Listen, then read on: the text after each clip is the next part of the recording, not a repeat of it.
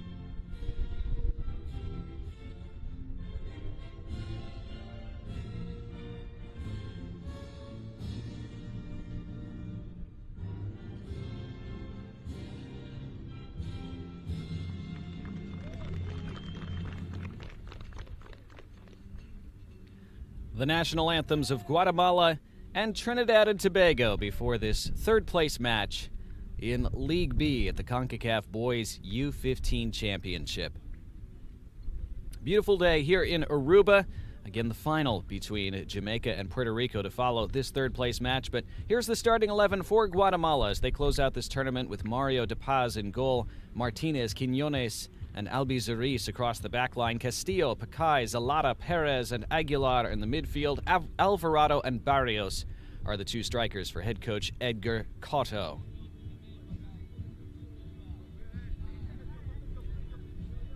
Guatemala always looking sharp in those navy blue kits with the white sash. Great memories being made by all these young men. They want to close out the tournament with another good memory today, of course. So do they, Trinidad and Tobago. Falling in the semifinal 6-2 against Jamaica yesterday. Captains meet at midfield as Carlos Zelada represents Guatemala. Our match officials, led by Ray Torres, the center referee, Javier Burgos and Lendy Taveras are the assistants. Jonathan Laiton of Costa Rica is the fourth official. Jaimarley John is the captain for Trinidad and Tobago as they discuss things with the match officials, and we await the opening coin toss before kickoff.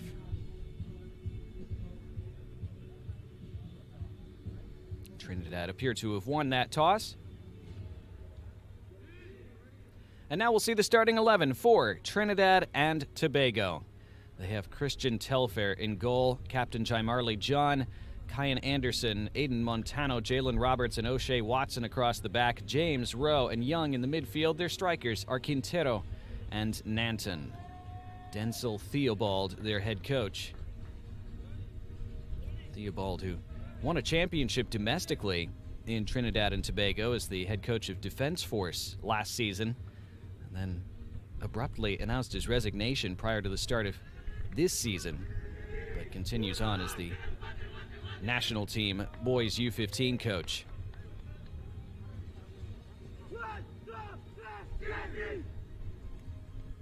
Guatemala head coach Edgar Cotto, by the way, a long playing career in Guatemala, just retired a couple of years ago.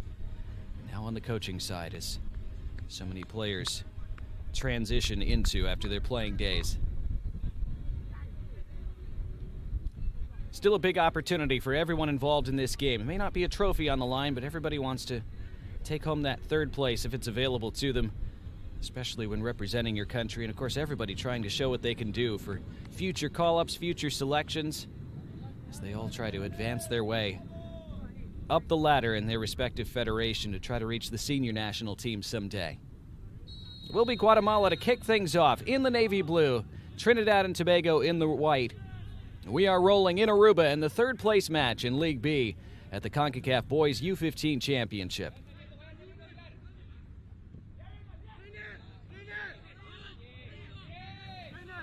Nice early step around by Rene Aguilar. Trinidad look for the swift counter. It's another neat turn, this time in the middle of the park by Joshua Perez. So some tidy possession play in the first 30 seconds from Guatemala. Again, if you're just joining us or you haven't been watching this tournament, these are 70-minute games at this level, 35-minute halves. If this third place match were to finish level after 70 minutes, we would go directly to penalties to determine third place. The final that will follow later today, as this is touched out for a Guatemala throw, the final later today, if that were to be level after 70, we would have extra time, 2 periods of 10-minute extra time sessions, and then penalties to follow if necessary. This is swung into the box, and it's a good delivery, eventually dealt with by Kyan Anderson. Runs out of play for a Guatemala throw.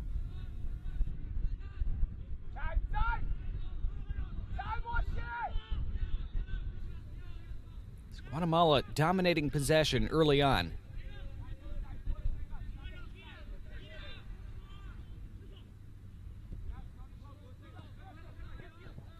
Rene Aguilar, another fine move. That's twice he sat a player down in these early moments, and he continues on and tries to touch it around a player and continue on. Eventually runs out of space, but Rene Aguilar already showing his skill on the ball. Sent Reagan Rose sliding right by. I think he was going for the nutmeg then on Jaimarley John. Didn't quite come off this time. Again, this is League B in this competition. There's a semifinal in progress in League A. Panama and the United States 2-2 in the second half. That's been a great game, as we expected it to be.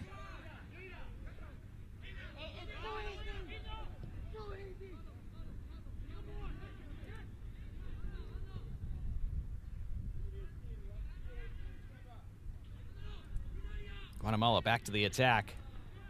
On the edge of the box, tackled off it was Claudio Albizuris.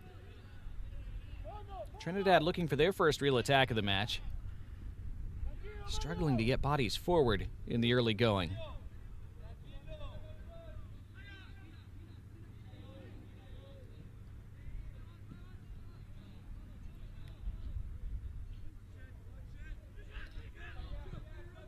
Joshua Perez, nice incisive ball between the lines. Another throw for Guatemala.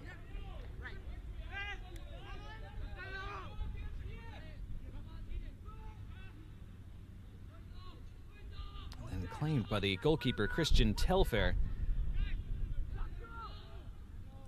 In Trinidad and Tobago, 3 wins from 3 in group play. They were terrific in the group.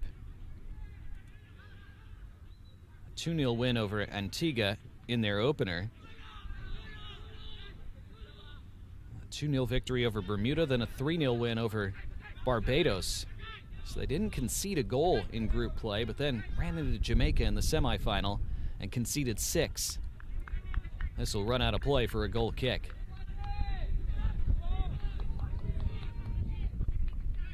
So 7 goals scored, none conceded in Group E for Trinidad and Tobago. Then the 6-2 defeat to Jamaica yesterday in the semi. Mentioned Guatemala, 2 wins and a draw in group play. They were in Group F here in League B. They opened with a 9-1 win over the British Virgin Islands. Then a narrow 1-0 victory over St. Kitts and Nevis. And a 0-0 draw against the Dominican Republic before a 2-0 defeat to Puerto Rico yesterday in the semifinal. So after their opener, where they scored 9 past the British Virgin Islands, they've struggled to find the back of the net. Fairly solid defensively. They've had almost all the early possession and attacking intent over these opening 5 minutes.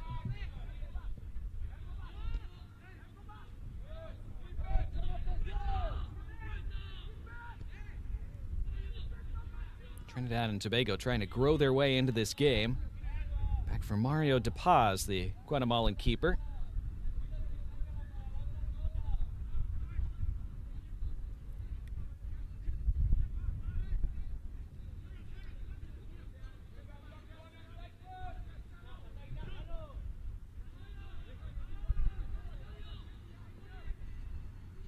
Oh, what a turn, and dragged back then and earning a foul. It's going to be a free kick for Guatemala. We've seen some very good skill from these Guatemalan players in these opening 5 minutes. That was Adrian Castillo with the spin. Kyan Anderson looked for a moment like he might have been disputing the call. I'm not sure. Not sure how that could be the case, frankly, if that was what he was angry about. But anyhow, it's not a bad foul to concede. I mean, he was beaten. Anyhow, the free kick swung in, and it bounces all the way through the 6-yard box and out for a goal kick.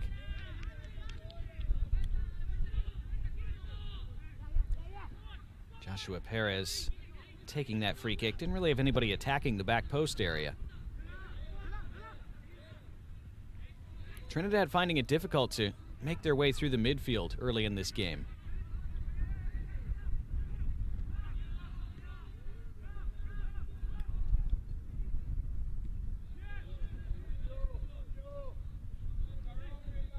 Very picturesque backdrop with those clouds sweeping across the sky, the sunshine playing peekaboo with the playing surface right now.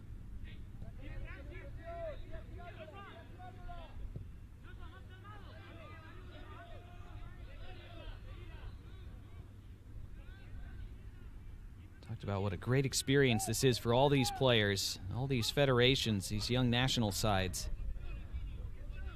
It's not a bad gig either. Get to come to Aruba for a week.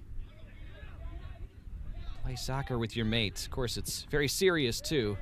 A lot of pressure on these kids, but Great memories being made. Good run down this left side by Claudio Albizuris. Gets himself to the end line, looks to whip in across. It's blocked out. It'll be the first corner of the match, and it belongs to Guatemala.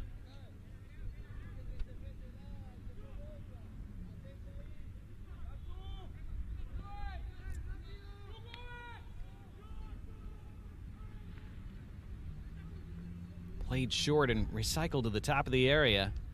And then put toward the penalty spot. Defensive header flicked away.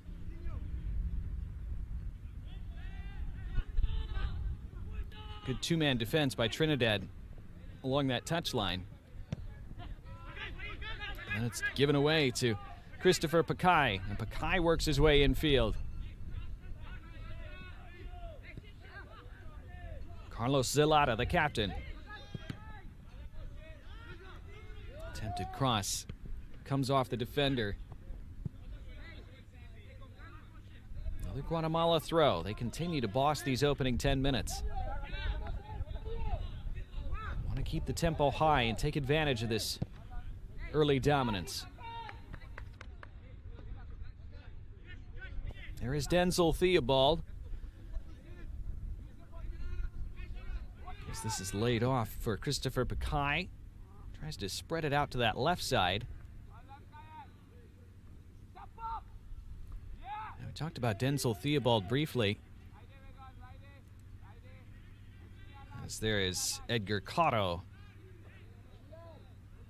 who's now recently turned 40 years old, had a long playing career, primarily in Guatemala.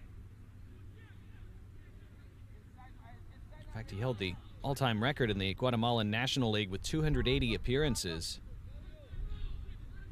Had 7 caps with the Guatemalan national team.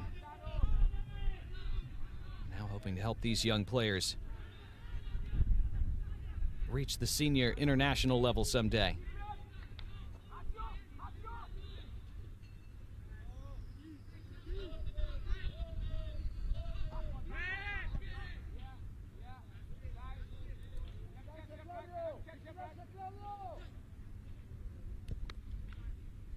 Talking about Denzel Theobald, the Trinidad and Tobago head coach. He did play for the Trinidad and Tobago national side. Last year was his debut coaching season in professional football with Defense Force in Trinidad, the TT Premier Football League. They won the title last May. In fact, they completed the season unbeaten. 22 matches as this long-range effort goes well over the bar. So we remain 0-0 here in Aruba in this third-place match in League B. Teed up by Carlos Zelada. Yeah, Denzel Theobald coaching this U-15 side for Trinidad and Tobago. Led Defense Force to an unbeaten title in the Trinidad Premier Football League last year. 20 wins and 2 draws in 22 matches. And they did the double as well. They lifted the First Citizens Knockout Cup in June. Then Theobald announced his resignation in late July. That was just less than 2 weeks ago. As Trinidad look to play their way through. It's the first time they've gotten themselves into that attacking third, really, with possession. Final ball didn't connect and runs through to Mario De Paz.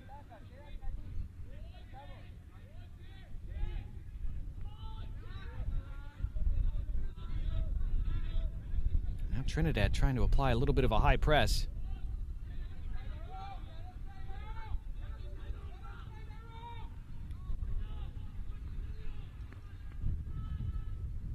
This is better from Trinidad. Starting to find their way into this game after weathering the opening 10 minutes. And they will have a free kick as well along that far touchline. It's good strong play from Jeremiah Nanton.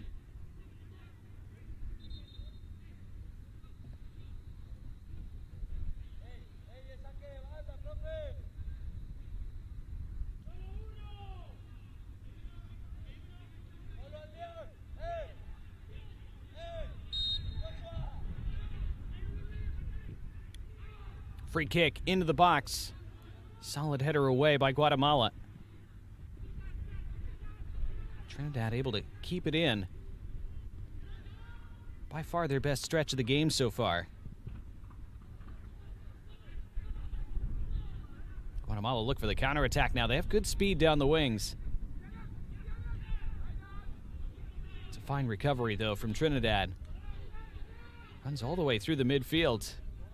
Options on here, and they look to break into the area, and they do by the end line, and they score! Out of nothing, Trinidad and Tobago with a lightning-fast counterattack. And the young Soca Warriors sucker punch Guatemala in the 13th minute.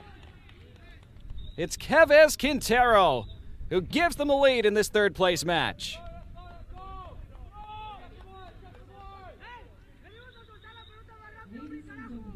Well, you wondered if he would square it across the face of goal, and that's maybe what the goalkeeper was expecting, too. Mario De Paz beaten from a tight angle. And a lot of pace on it from Quintero, to be fair. He hit it really well.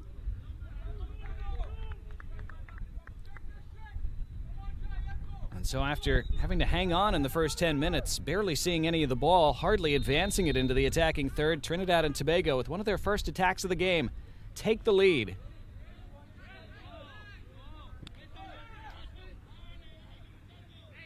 There's a possibility that it came off a defender, perhaps, although it certainly looked like it went straight in from Quintero. Either way, it is a lead for Trinidad.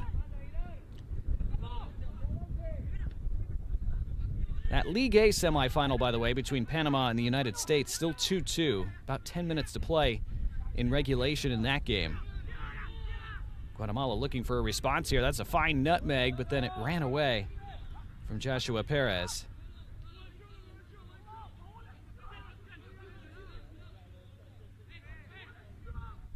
Earlier today in League A, Mexico, a 2-1 win over Costa Rica. So they progress to the final. They await the winner of the United States and Panama. Remember, the United States beat Mexico in the U-15 championship final 2 years ago. 4-2 in a barnstorming final then. So the United States, the defending champions, but they've been given a really tough time in this tournament. It's happening again against Panama so far. Guatemala looking for the equalizer. Christopher Pacay elected not to try to cross it first time and then runs out of room and loses the ball.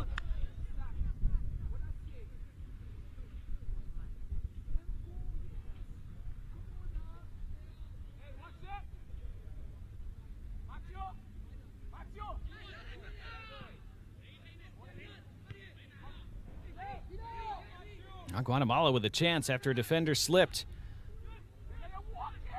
The turn by Perez. I think he wanted to shoot. Too many white shirts in front of him to do so.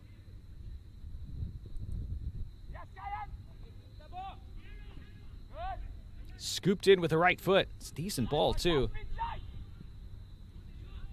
Trinidad's defending in the box has been solid. Now they look for the counter again. Just two up in the attack, but it's carried forward by Jalen Roberts. And he gets to the end line and tests the keeper from that same angle from which they scored a few minutes ago. This time Mario De Paz able to keep it out. Can't fault Roberts for having a crack there. De Paz did well to get down quickly.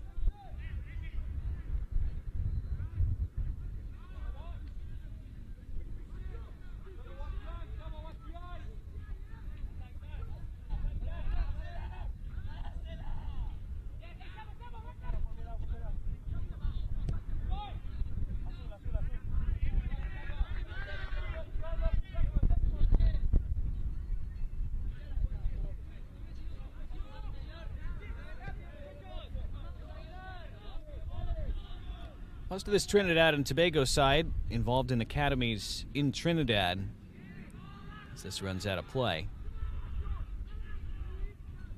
One notable exception on their roster, their backup goalkeeper Levi Williams, not starting today, but he's in the Inter Miami Academy.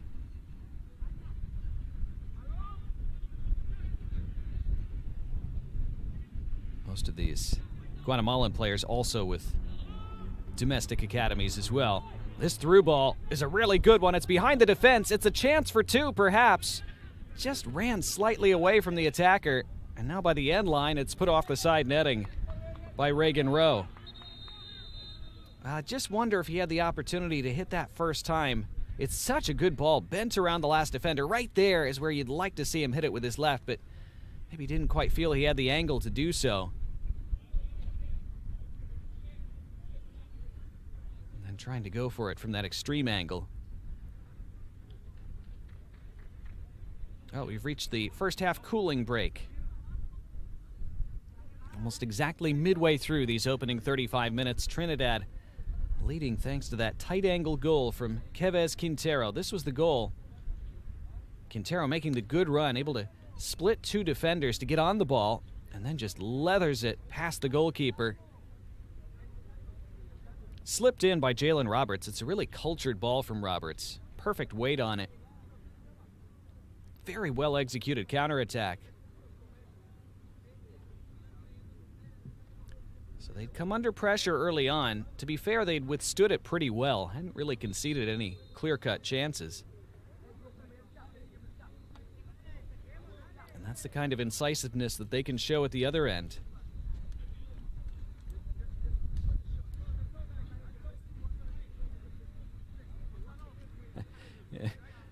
You could see Reagan Rowe over there at the touchline, and head coach Denzel Theobald telling him, just hit it with your left first time.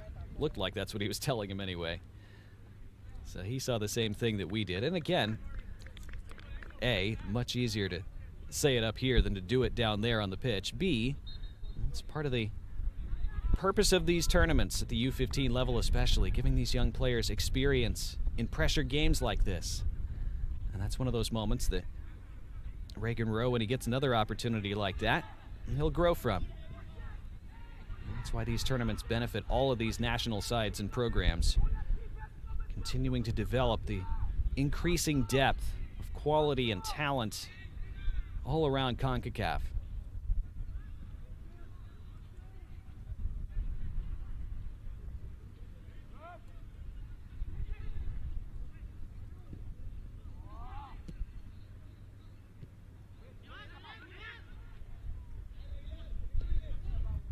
Overlapping run from Rene Aguilar, and he gets himself toward the end line and chips it in front. Comes back to him from the redirection, and then he goes back post, and it skims off one Guatemalan head, comes to the top of the area, and it's sliced over the bar by Christopher Pacay. Best attack from Guatemala in quite a while. Dangerous ball here. It did find the head of Josue Barrios, but he couldn't direct it on frame, and then not the worst contact from Pacay, maybe leaning back slightly when he hit it. Oh, the ball out from the keeper. Not great, and it's a chance for Guatemala, but offside.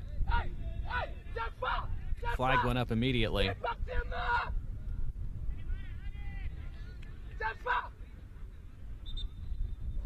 Christian Telfair playing out from the back. Denzel Theobald not pleased with the way that was done.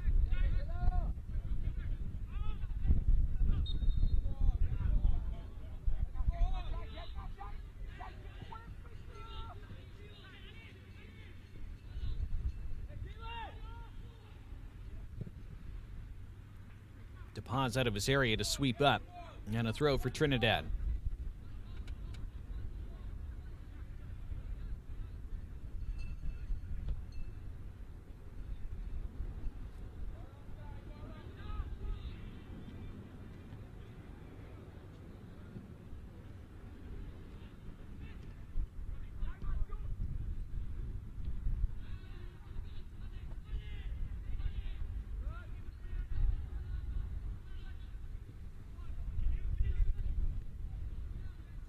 Interesting first half so far. Trinidad, not a ton of attacks, but they've looked dangerous when they have been able to get forward, and they have the game's lone goal. Free kick Guatemala out of their own half.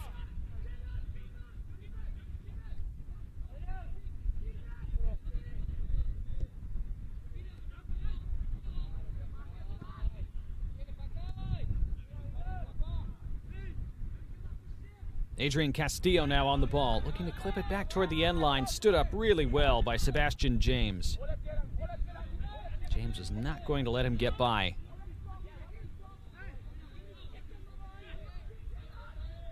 Taken back for Guatemala by Perez. and Carlos Celada.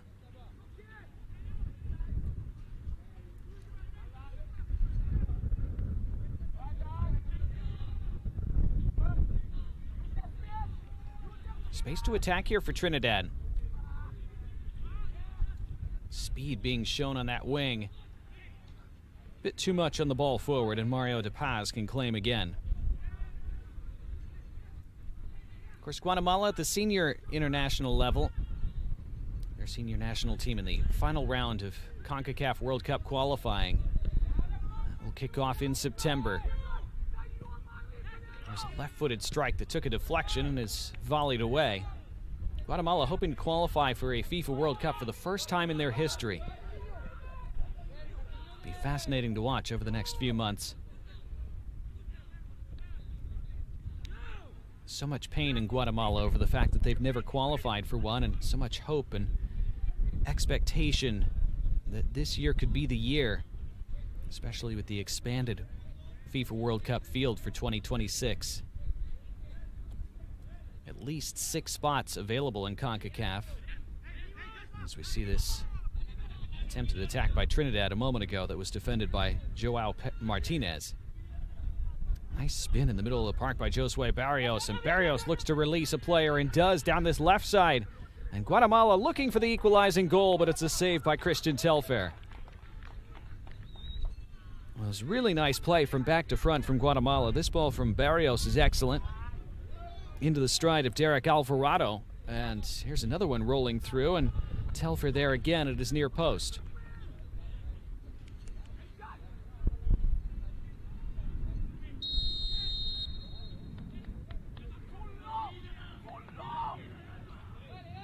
What's been given here? Looks like Guatemala have been awarded a corner. Must have gone out of play before Telfair smothered it. So a second corner for Guatemala in this first half. They take it short once again and play it toward the back post.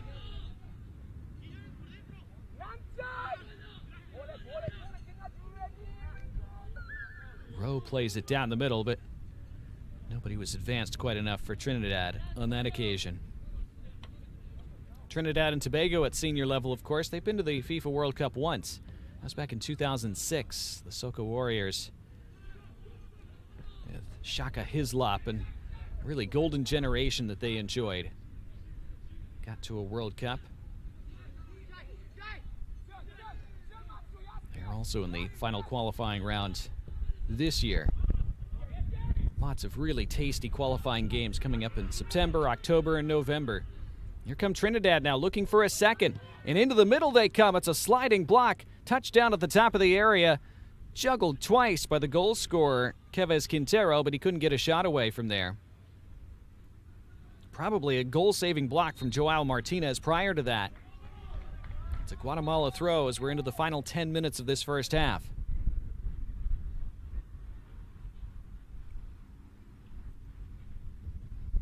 We're going to have the first substitution of this match as Jorge Yol replaces Adrian Castillo.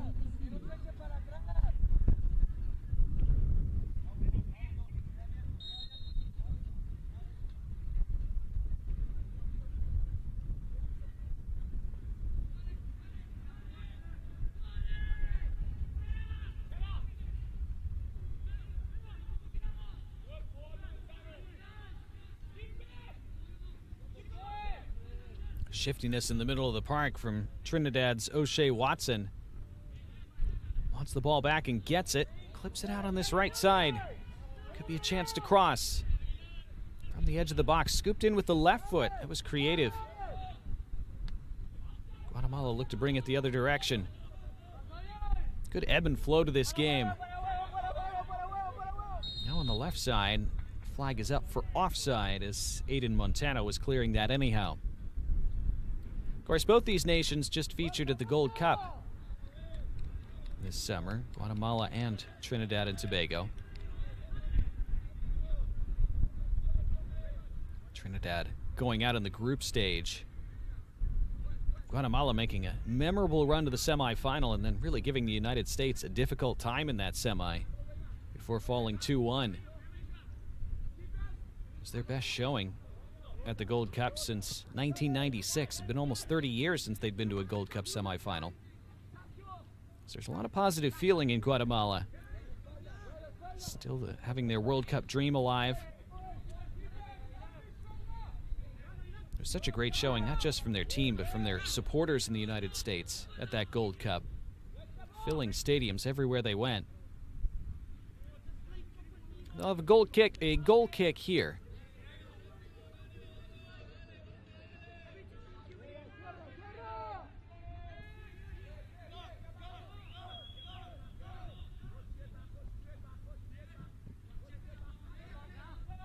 United States and Panama, by the way, in that League A semifinal, they're going to penalties. Finished 2-2. So the winner will be decided from the spot. Determine who faces Mexico in tomorrow's final. League B final coming up here from Aruba at the conclusion of this one. Trinidad hoping to claim third place prior to that. They'll have a corner, their first of the match.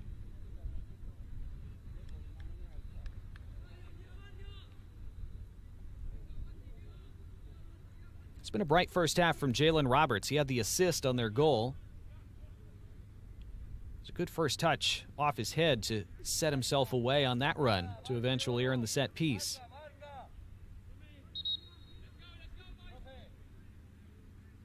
Marley John making his way forward to help the attack from this corner.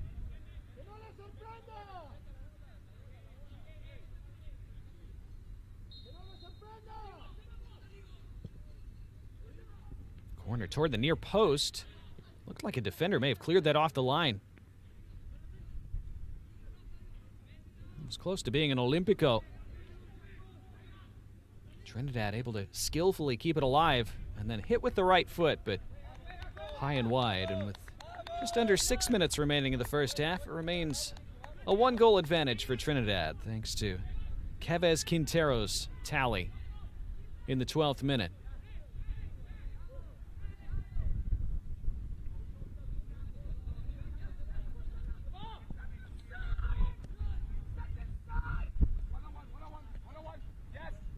On the run for Guatemala, the substitute Jorge Yall. His low cross toward the near post, played on the bounce by Telfer.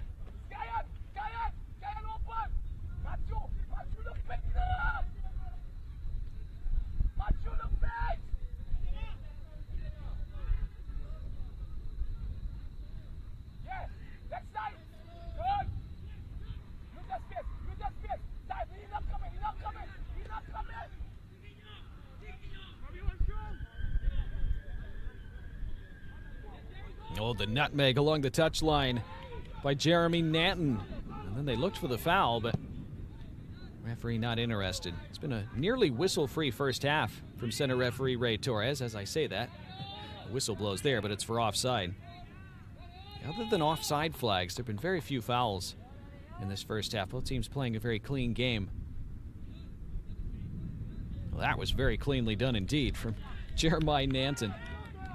And he thought he should have had a free kick there as he ran into the back of Rene Aguilar.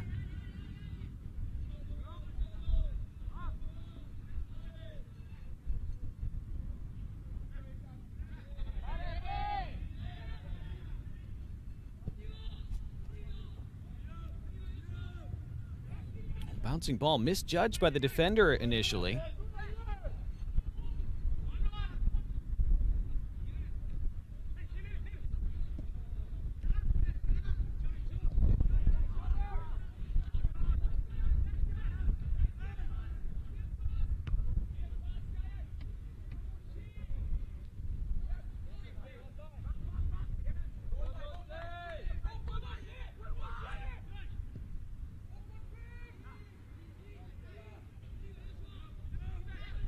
Good play through the middle by Trinidad, taking command of a bouncing ball, bringing it under their control. And now it's Jeremiah Nanton. 1v1 against the defender, gets by him, and his centering pass is not quite commanded at the far post, and it bounces out for a goal kick. Good build-up play from Trinidad. It's a neat ball clipped out by Quintero. into Nanton's path, and then Nanton does very well to just shoulder his way around the edge on Rene Aguilar.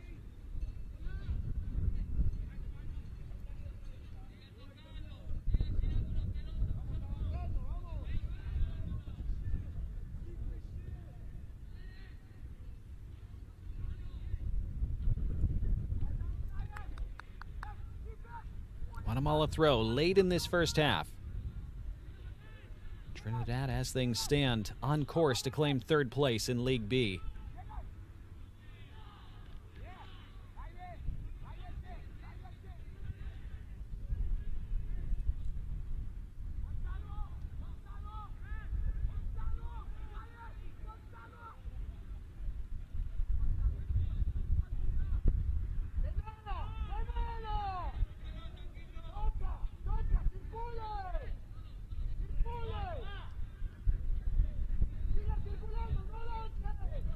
Guatemala have played lots of nice stuff, especially in the middle of the park in this first half. Final ball in the finishing, not there yet, and that's been the case since their opening match in this tournament. They've been very solid, very skillful. This is out on the right. It's going to be kept in and clipped in front. Comes back to the top of the area, still alive for Guatemala. It was a stooping scissor kick attempt, and now the referee blows the whistle for a foul against Guatemala. And a free kick for Trinidad relieves the pressure on them.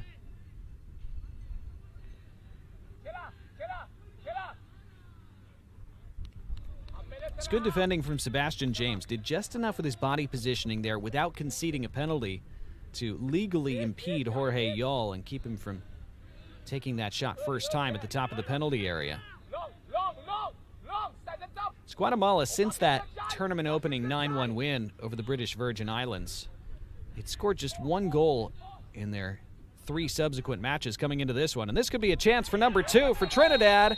Goalkeeper with the trip, and the free kick is awarded just outside the area. It's not a penalty. It was just on the line and just outside it, but it is a red card for Mario De Paz. And Guatemala's keeper sent off just before halftime, and they're down to 10. It was Jalen Roberts who took it around the keeper. Would have had an open goal, and the referee feeling he had no choice but to send off Mario De Paz for denial of an obvious goal-scoring opportunity. So it goes from difficult to much more difficult for Guatemala right before half. If you're going to commit that foul, best to do it outside the box rather than in it, but still means Guatemala will have to send their backup keeper Nicholas Merida onto the pitch. We're into 2 additional minutes at the end of this first half.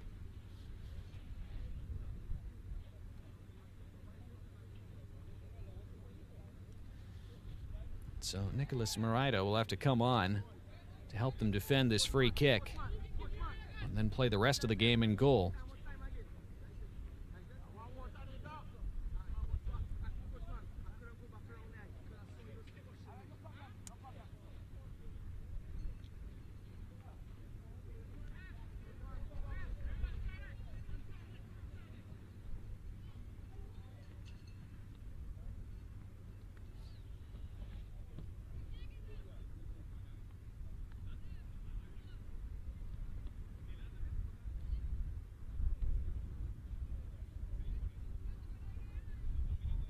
Well, here it was again.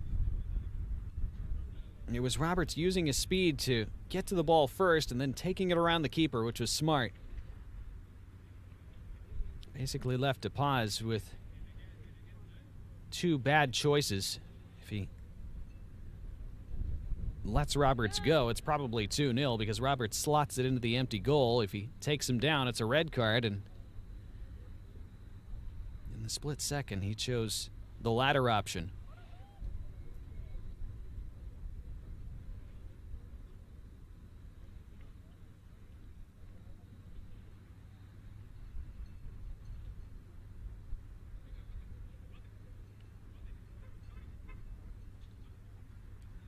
So we're awaiting the appearance of the substitute goalkeeper, Nicholas Merida.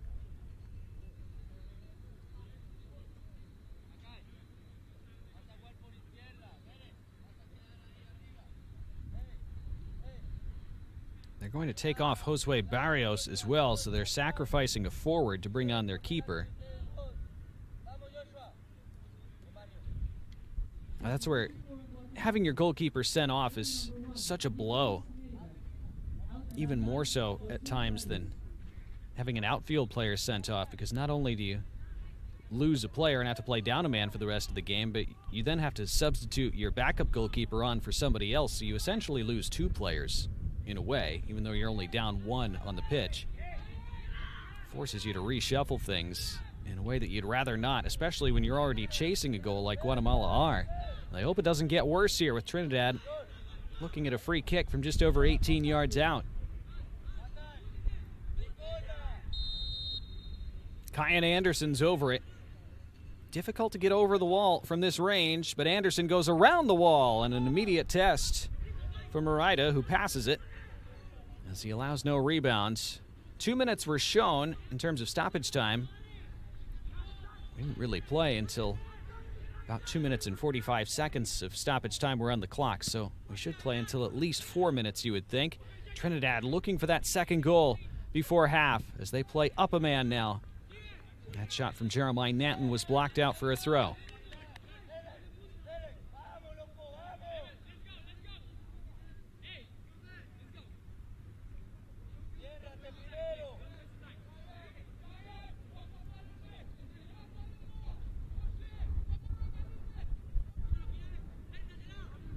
It's nice defending from Rene Aguilar to stick to him there. Here comes a cross in. It's a good one and a stooping header. Loops into the arms of Murida. Guatemala will have to find a way back into this game with only 10 players on the pitch. See how much additional time the referee allows. Guatemala hoping to create something before the half. Pakai, 1v1 against Kyan Anderson.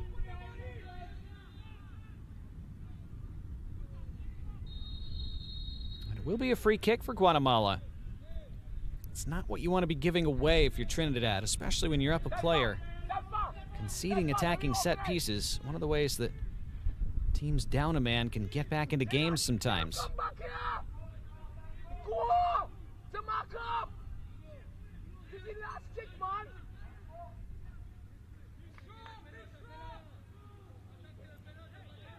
Denzel Theobald wanting all his players defending back in the box. You hear him yelling, it's the last kick, man. He wants to make sure they see out this half and get to the room up by a goal so that they can consolidate with this extra man. Guatemalan free kick into a good area. It's thundered away, though. Referee allowing play to continue, and it's going to be another free kick for Guatemala. This time Jorge Yall was tripped.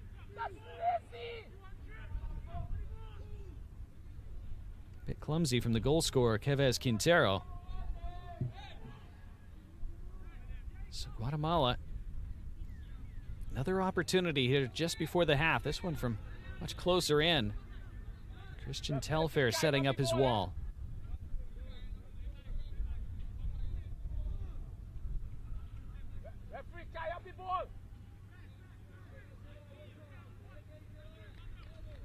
Four in the wall then for Trinidad.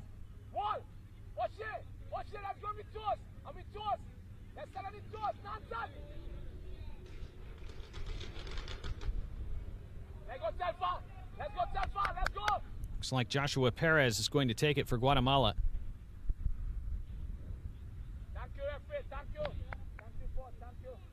Referee telling him to move it back just a half a yard or so. It is Joshua Perez, and it's over the bar. And that will likely do it for the first half. It does indeed, as referee Ray Torres blows the halftime whistle. Fascinating first half. Guatemala started on the front foot. Couldn't make much of it, though, and then they were hit by the counter-attacking sucker punch as Kevez Quintero scored from a tight angle with a thundering shot to put Trinidad and Tobago up front, or in front, and then Mario De Paz sent off for Guatemala just before first half stoppage time. So Guatemala down a man, down a goal in this Group B, or League B third place match in Aruba. It is Trinidad and Tobago 1, Guatemala 0.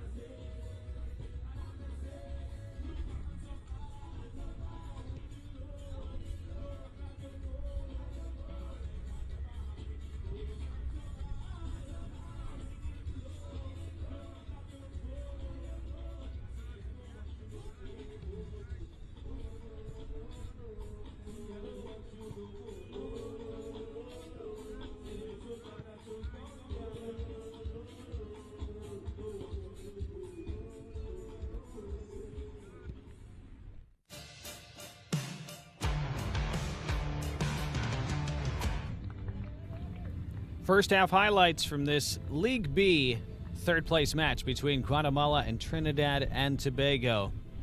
It's an interesting first half with Guatemala, after both sides observed their national anthems. Guatemala started very strongly. Trinidad would show greater incisiveness and would give themselves an advantage both on the score sheet and in terms of numerical superiority at the break. But it was Guatemala who started with the initiative. There was some good early skill from the likes of Rene Aguilar, and also that fine spin move from Adrian Castillo. Guatemala weren't able to create a lot of end product from it, though, and Trinidad, after about 10 minutes, began to grow themselves into the game, started to have a bit more possession, and then in the 13th minute, they suddenly took the lead. It was a fine little slip-through ball from Jalen Roberts, and Kevez Quintero, from a tight angle, able to thunder it past Mario De Paz, who might have been expecting him to try to cut it back here across the face of goal, but instead, Quintero went straight for goal and found the back of the net. And Trinidad and Tobago took the lead against the early run of play. When they had chances to score a second, from a similar angle, Jalen Roberts was stopped this time by De Paz. Roberts had a terrific first half as well. Guatemala tried to find a response. They were able to work the ball into a decent area a couple of times, but again, were never quite able to set up a clean chance. That strike from the top of the box by Christopher Pacay traveling over the bar. And then this ball was a good one for Derek Alvarado. Alvarado putting it at the keeper, who had a fairly routine save to make, Christian Telfair. And then, with about 35 minutes played just before halftime, after this was good work down the left by Jeremiah Nanton, whose cross into the middle couldn't quite pick anybody out. Guatemala, a half chance in the box, but again, were never able to fashion it into a clear shooting opportunity, and then they committed the foul. But then, on 35 minutes, the game changed further, as again it was Jalen Roberts involved for Trinidad, and he took it around the keeper and was taken down, which resulted in a red card for Mario De Paz. And Guatemala down to 10 players just before half. The substitute goalkeeper, Nicolas Merida, came on and immediately made a save. So it's all to do for Guatemala to turn this around in the second half. Trinidad and Tobago looking to secure third place. The second half from Aruba is coming up in a moment.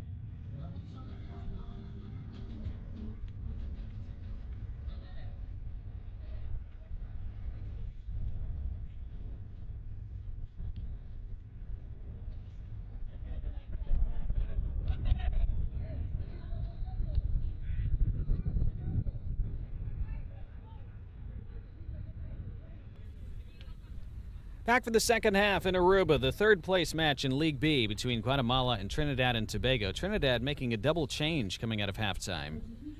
They send on Samuel Balfour and take off Reagan Rowe. They also bring on Akeem Duncan.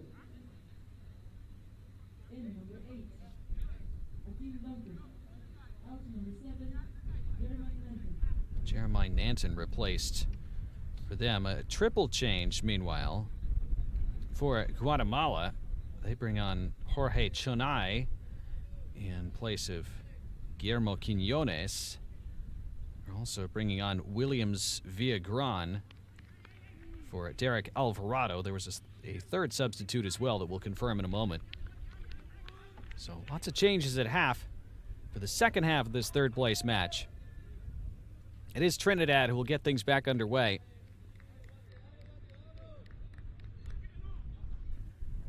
They'll be attacking from left to right in this second half. Referee Ray Torres gets us back underway. Remember, Guatemala playing down a player after having the goalkeeper Mario De Paz sent off just before halftime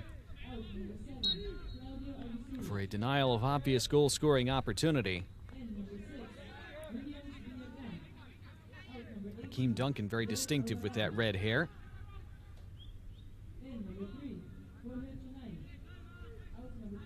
The League A semifinal, by the way, that just concluded a little while ago, the United States defeating Panama on penalties after a 2-2 draw. So it'll be the United States facing Mexico tomorrow in the League A final.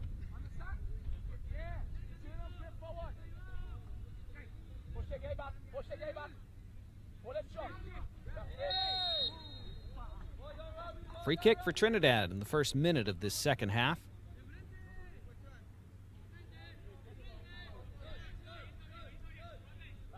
Slight shove by Nicolas Torres. Another halftime substitute.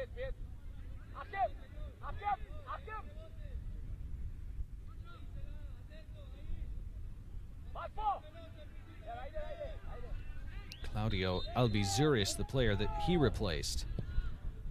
Free kick. Bounced into the area. Comes back out to Kyan Anderson. Anderson this time clips it into the back post. Header not totally cleared initially. Trinidad can try again, and from the top of the area, laces through it, but well wide for Matthew Lee Young.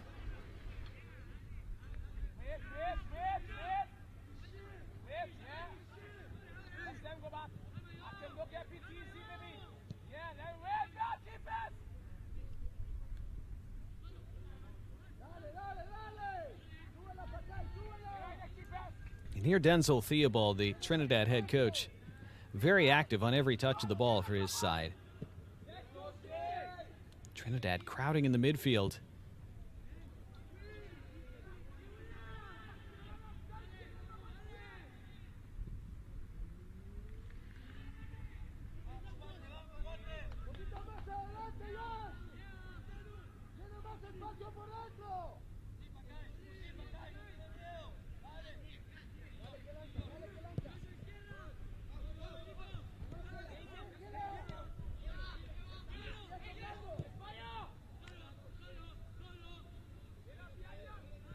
Trinidad appearing to do a bit more pressing off the ball in these early minutes of the second half.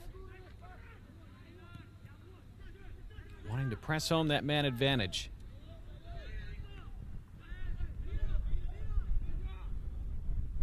In the League B final coming up at the conclusion of this game, Jamaica and Puerto Rico. Jamaica pouring in 6 goals yesterday against Trinidad to progress to that final.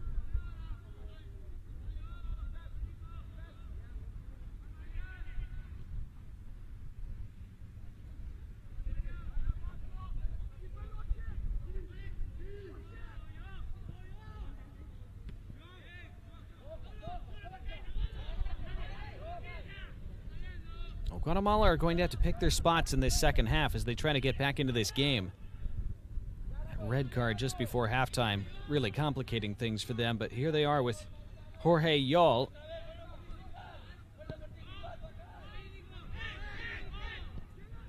Even with 11 in the first half, this was often the issue for Guatemala. They would advance the ball into fairly promising areas, but would struggle to find something incisive from those spots.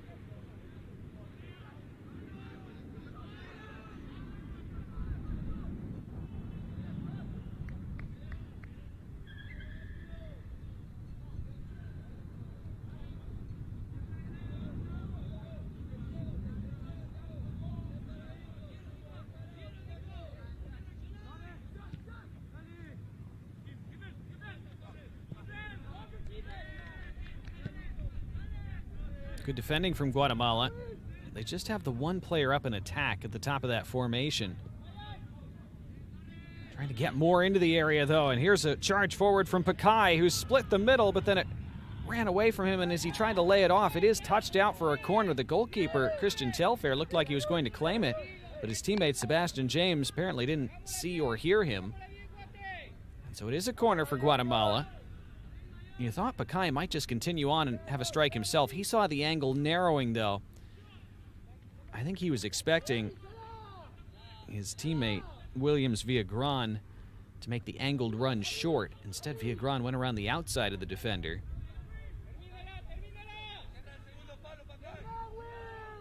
Now the corner, clipped in and volleyed wide. It will be another corner. It did take a deflection. Pakai met it well on the full volley. May have landed awkwardly after making contact. Yeah, blocked before it could reach that near post by O'Shea Watson. There was another man on the line. It's not sure if that would have found its way all the way through. Joshua Perez takes this corner from the near side. Perez to the back post. And it's into the mix. It wasn't the best initial clearance from Trinidad. Back to Perez. White shirts stuck to him.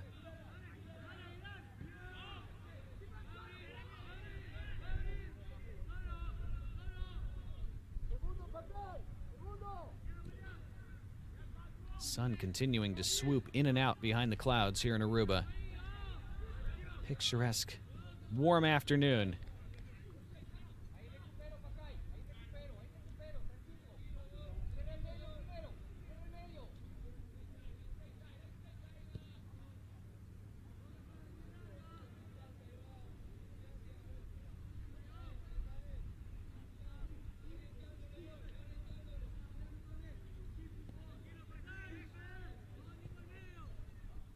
Hear the Trinidad coaching staff yelling, "Keep the ball," which is exactly what they're doing. Guatemala, especially being down a player, don't feel they can come and press that much.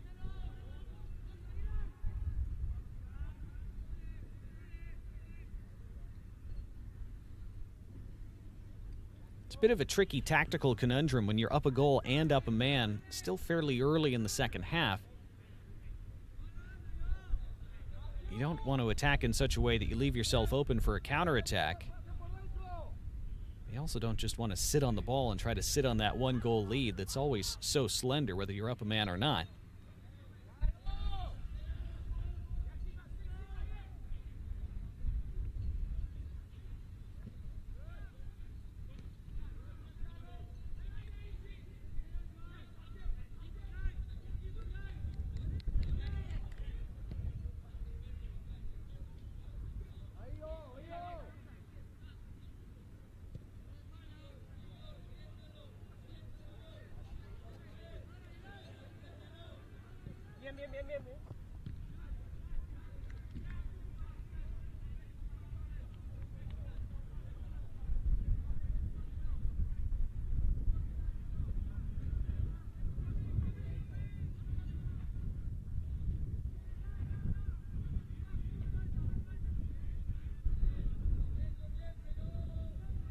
The wind's starting to blow a bit more heavily in the background. Still not an enormous factor in this game. I've seen the wind be quite a factor in League C over the last week in Curacao. Trinidad looking to swing it across. Didn't beat the first man.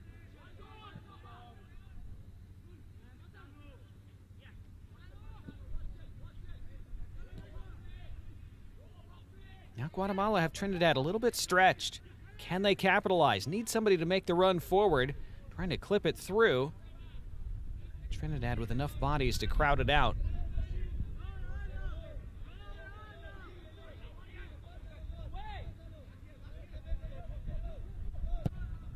Hakeem Duncan. Not sure if he was going for goal or thinking about a cross, but quick goal kick for Guatemala, which they want to get back in play as quickly as possible.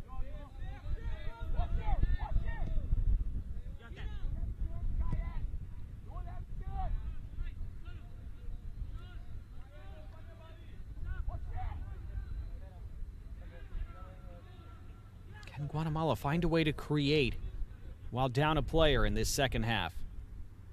And it's been a bit of a struggle for them to score at this tournament after their opening game with 11.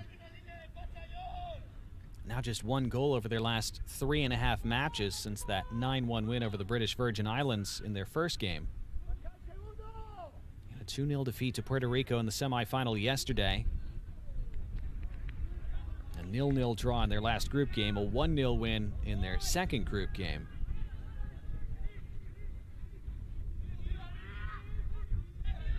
Inside 25 minutes remaining in this third place match.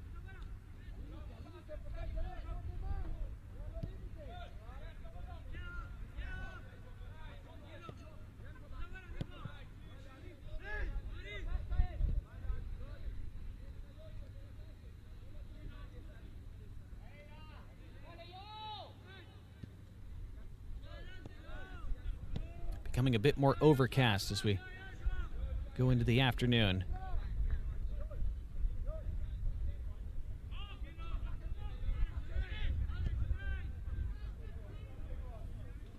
Jamaica and Puerto Rico in the final, coming up about 20 minutes or so after the conclusion of this one.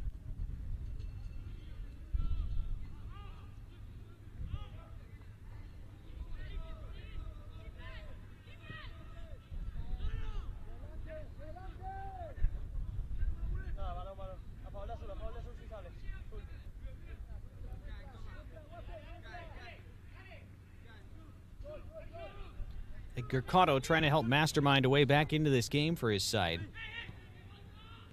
He's really done just about everything he can do. He's made all his substitutions. This is going to be a free kick for Guatemala. That's the kind of thing they're looking for in this second half.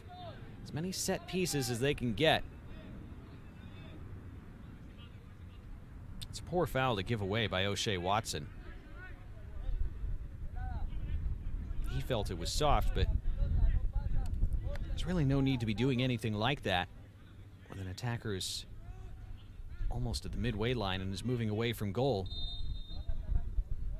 Sets up this free kick for Joshua Perez. Perez lofting it toward the 6-yard line, but taken confidently by Christian Telfer.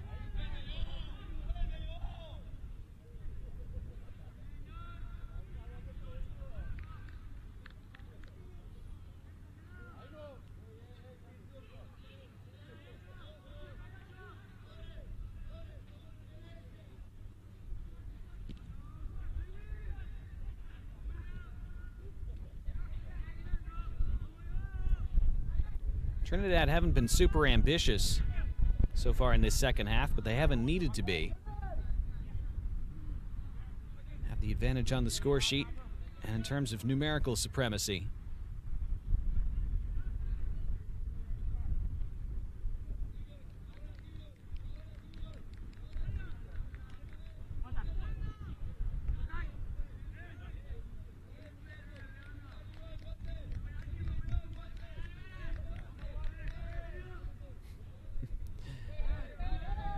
One of the fun things about games at this level, you can hear the head coaches yelling instructions to their players. Denzel Theobald just sounded like he said, "We're not giving away stupid things." That indeed is a big part of the game when you're leading by a goal and up a man in the second half. Oh, this runs all the way through, and it could be an opportunity for Jorge Yol. And Yol had it just run too far away from him, and he never got a shot away, as Christian Telfair was able to claim. Well, I don't know if Denzel Theobald would have classed that sequence as one of those stupid things, quote unquote, but they did get caught a bit there, Trinidad. Jorge Yol out of nowhere was bursting clear, it seemed. Good counterattack at the other end. That was a great ball into the area. It's still alive on the end line, and a near post save by Nicholas Merida, and then he stopped the rebound too as it ricocheted back into his arms. First real look in the second half for Trinidad.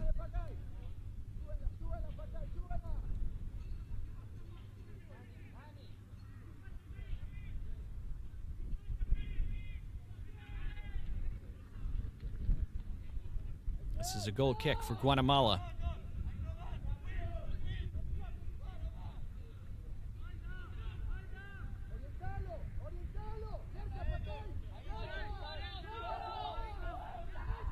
This is a wonderful ball from the center circle. First touch was pretty good, too. Samuel Belfour was breaking in there. Now Guatemala at the other end. Curl one over the bar. That was a decent look for Joshua Perez, who suddenly found himself in a little bit of space. Change coming up for Trinidad. They're going to make two substitutions, in fact. Adasa Richardson and Anthony James on for Kevez Quintero, who scored the goal that has Trinidad ahead back in the 13th minute. And Jalen Roberts, who assisted the goal and also earned the red card late in the first half. So it was a fine first half from Jalen Roberts. Hasn't been as involved in the second half.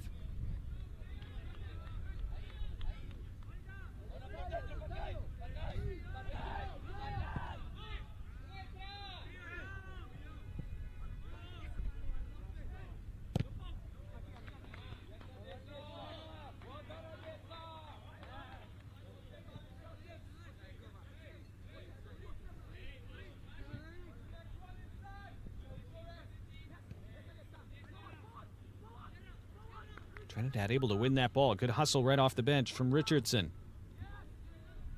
Sprays one out to the left side. That'll be played on the bounce by Sebastian James. Good step to the end line and wins a corner. Nice work by Trinidad there. Attacking set piece coming up as they continue to lead this third place game 1-0.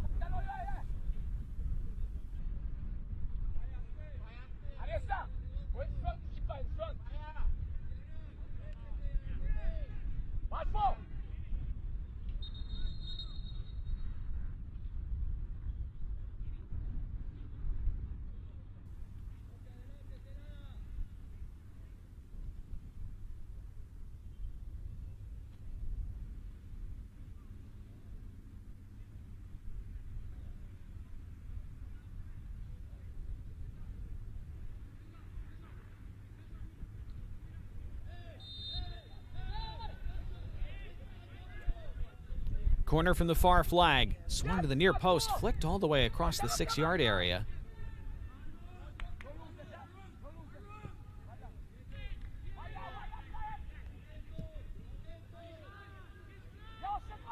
Tons of space out on the left. Leads to a right-footed strike that was charged down by the defense. Now Akeem Duncan.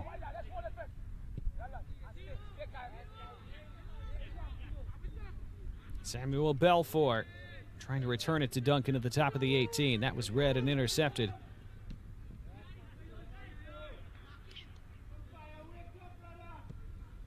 Question for Guatemala, though, remains, can they create something going forward as they hunt an equalizing goal while playing down a player? We've arrived at the second half cooling break.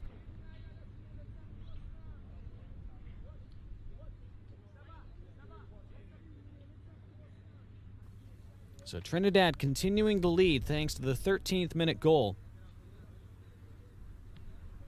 that was scored by Kevez Quintero.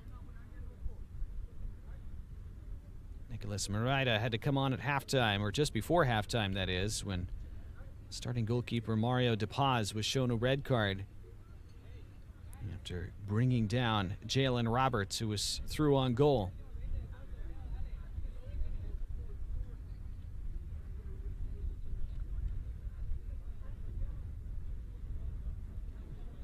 It's been fun watching Denzel Theobald on the touchline for Trinidad.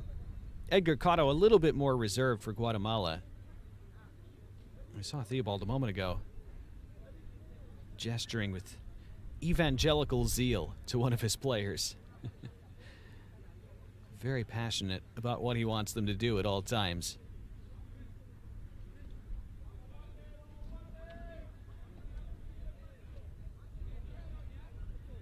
All kinds of different coaching styles, and all of them can work, of course, at varying levels.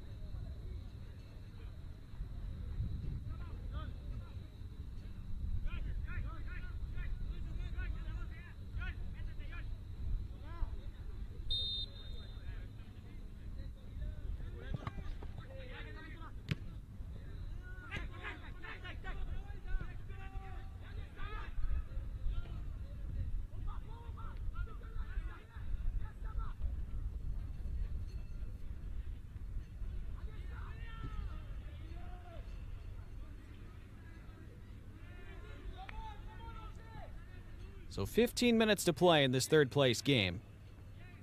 Guatemala looking for that equalizer toward the end line. Will it stay in play there? No. It was a great effort along that end line, but the flag does go up as the ball had crossed.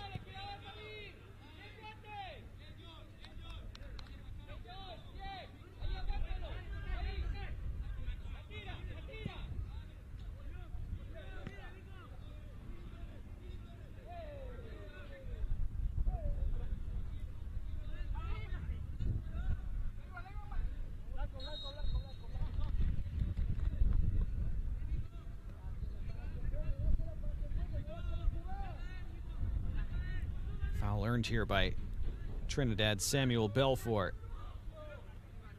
A little too much from Nicolas Torres.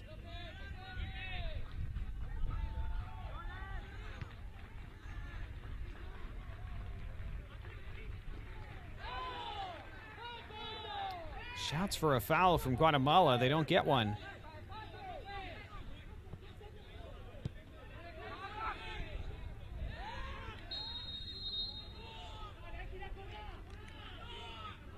Edgar Cotto and the entire Guatemalan bench incensed about that non-call, and now a yellow shown to Guatemala for a foul subsequently.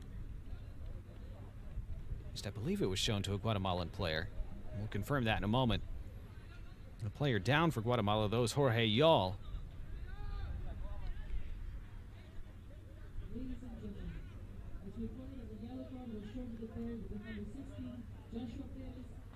Well, that was the initial contact that they were convinced should have been a foul.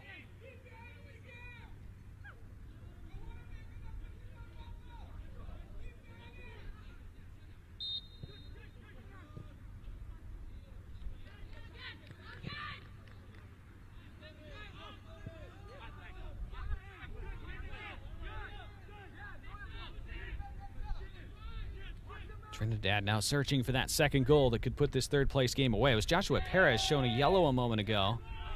Now it's Trinidad seeking a free kick, and they don't get one either.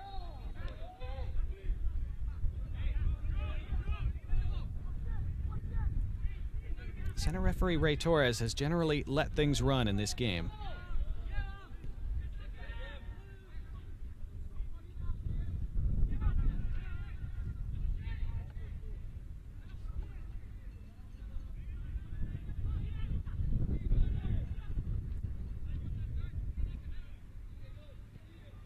Hakeem Duncan.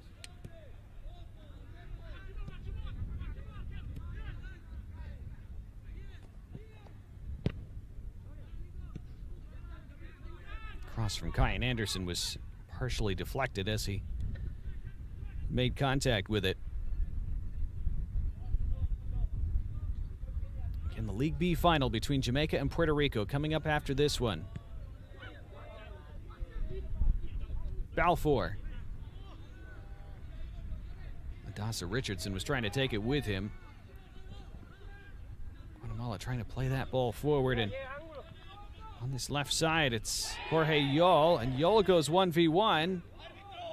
Again, they shout for a foul, and now Yol nearly wins it back before he's tackled off it by Akeem Duncan.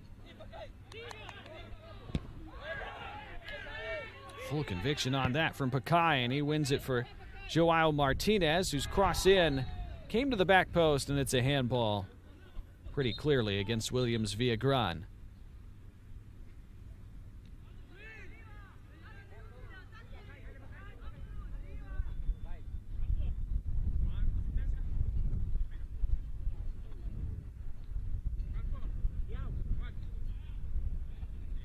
Pakai going full steam into that challenge.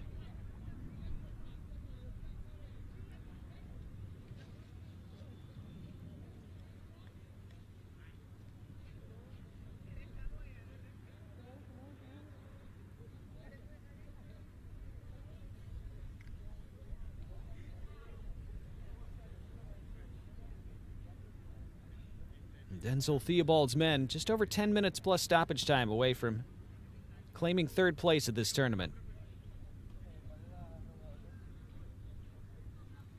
Theobald praised the maturity of his team after their second group game, their 2-0 win over Bermuda. He'll want them to show that maturity again in these final 10 minutes plus. This is the time for managing a game. Leading by a goal, playing up a man. Late stages. Again, the experience that you gain in these situations at the U-15 level, so valuable for later on. How do you see out a game? If you're Guatemala, how do you try to get back in a game when you're in a tough situation like this? This comes to the near post, and it's snatched there by Murida. Guatemala about to make their final change of the afternoon. Anthony Koch is going to come on.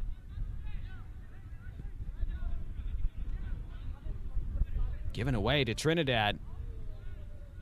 They can't take advantage, though.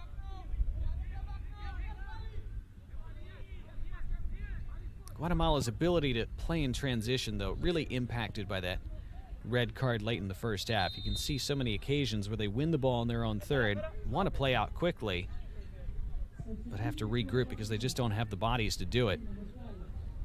Here's Koch onto the pitch, replacing Christopher Pakai. And only 18-player squads at this U-15 tournament, so a shorter bench than we would normally see.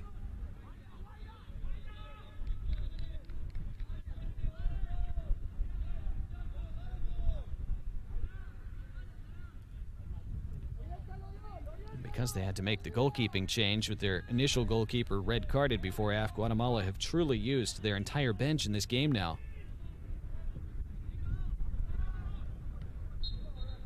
Flag up for offside against Trinidad.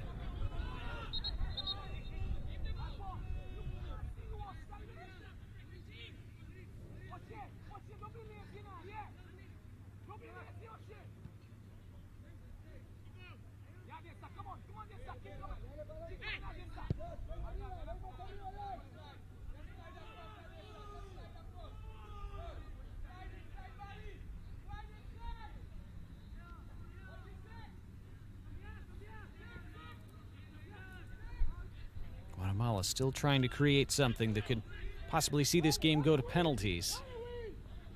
That's what would happen if Guatemala were to equalize, if it finished 1-1, for example, after 70 minutes. There's no extra time in this third-place match. There would be extra time following the final, which will follow this game, if that game were to be level after 70 minutes. Balfour. Too heavy on the touch from Adasa Richardson. Goal kick.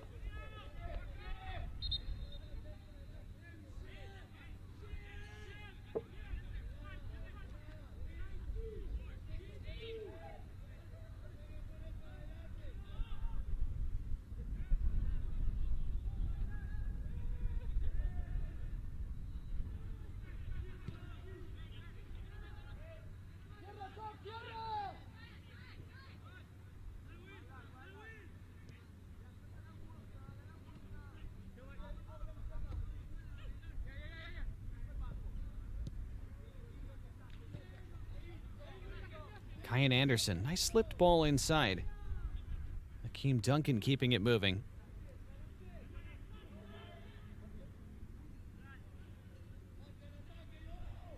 Laid toward the corner flag. Kept in play over there. Trinidad happy to recycle the ball and keep it and that clock moving as they possess.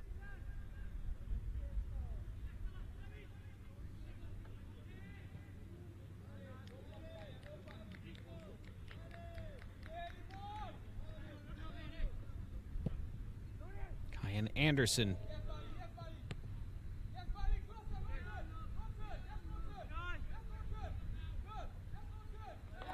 Needing to get a hold of the ball and advance it up the pitch, but they just can't do it. Trinidad doing a very good job hemming them in as we get later and later in this second half.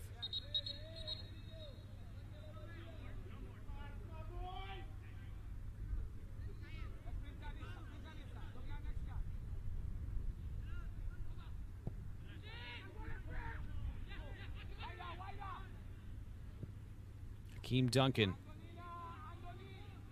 He's had a lot of the ball since coming on in this second half.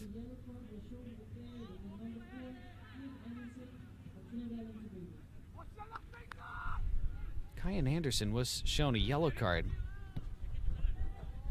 for Trinidad. We didn't see that at the time. So he's the first player actually to be shown a yellow today. There was the straight red just before half to Mario De Paz, of course. That's good work along the end line, and then what a spin. What a goal this could be for Trinidad. They can't complete it, unfortunately for them. But that was a spectacular effort to set it up by Adasa Richardson. Beat one man, then spun a second.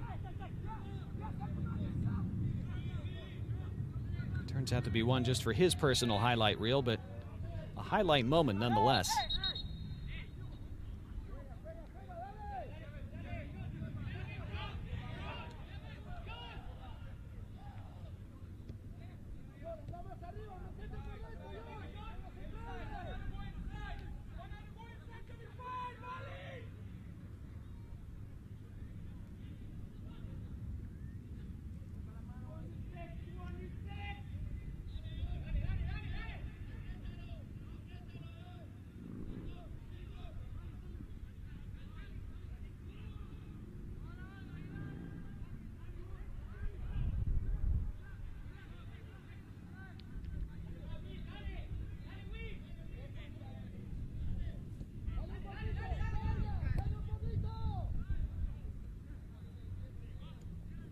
Trinidad continuing to boss the ball and wind down this clock. Guatemala have not been able to create much in this second half since going down a man just before halftime. Hopeful ball forward, but nobody's going to reach that in blue.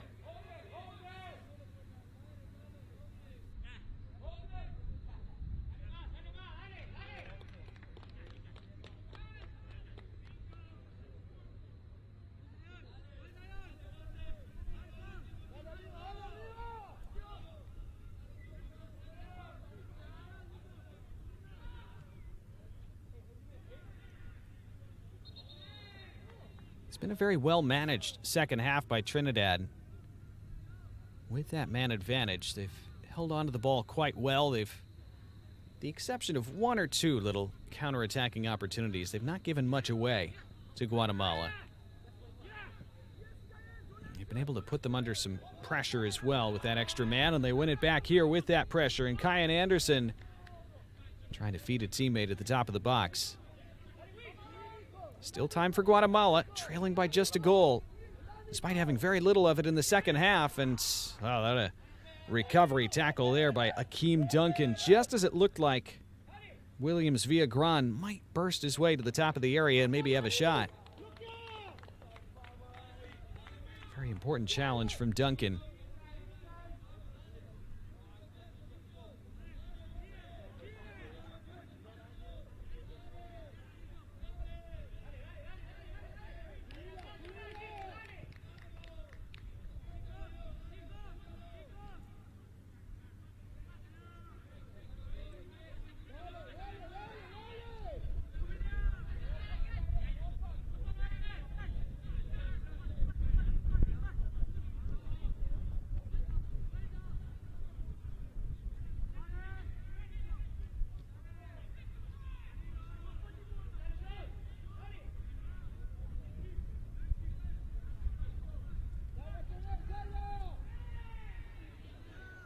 Into the final minute of the 70.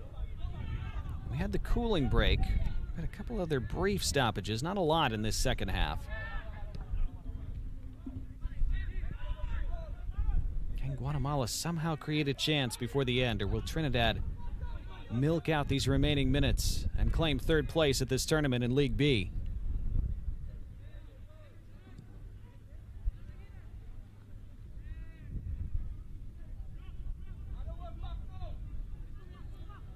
It's a determined run out of the pack.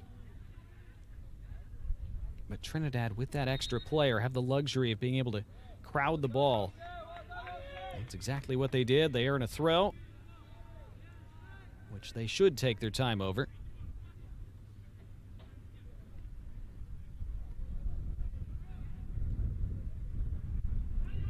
We'll find out from fourth official Jonathan Lighton how many additional minutes we'll have at the end of this game. We are into that stoppage time now. The answer is 3 minutes, separating Trinidad and Tobago from a third-place finish. Dasa Richardson could take it to the corner flag. He chooses not to. Does eventually go out of play for a goal kick.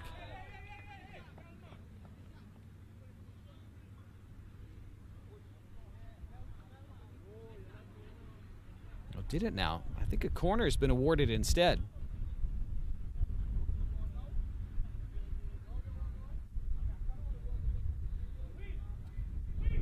Denzel Theobald will be pretty pleased with how his side has played in this game, I would think.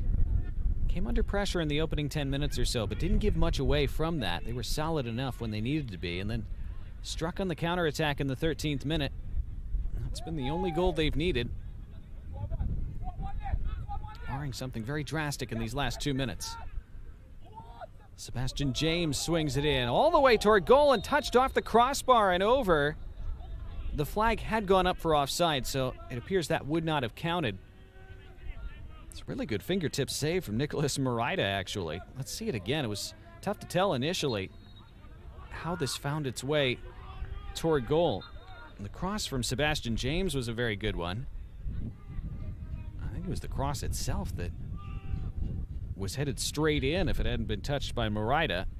But again, with the offside flag having gone up, I don't think it would have counted.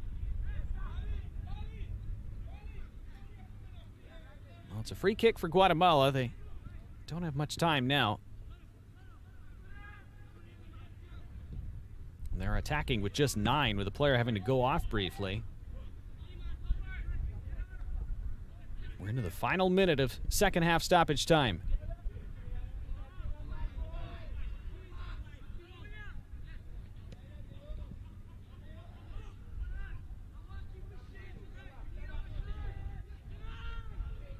Ooh, that's advantage played by the referee. Maybe a late chance for Guatemala, but the subsequent ball, not what they needed. Chance gone, and that might be the game gone for them.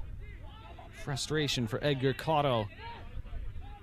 Just as Trinidad's head coach Denzel Theobald was yelling, "Keep our shape, we need our shape." They've gotten slightly out of shape. Guatemala could have punished them, but weren't able to do it. That will be the big area of growth for Guatemala coming out of this tournament. They've done very well to get this far. They'll need to score more goals going forward, create a bit more in attack. They do have a late throw here as we cross the 3 minutes played in stoppage time.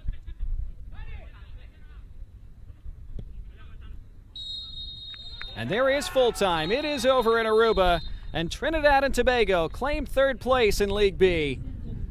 A well-deserved victory over Guatemala in this third-place match. Again, pressured early, withstood it, scored on the counterattack. An incisive counter in the 13th minute, put away by Kevez Quintero. They had the luxury of playing the entire second half up a man after the late first-half red card on Mario De Paz. And Trinidad and Tobago managing that second half very effectively. Gave very little away. Guatemala, again, a fine effort, not able to create enough in the attacking third on the day, and especially when they went down a player, it became very difficult for them. And so it finishes in this third-place match in Aruba in League B. Trinidad and Tobago 1, Guatemala 0.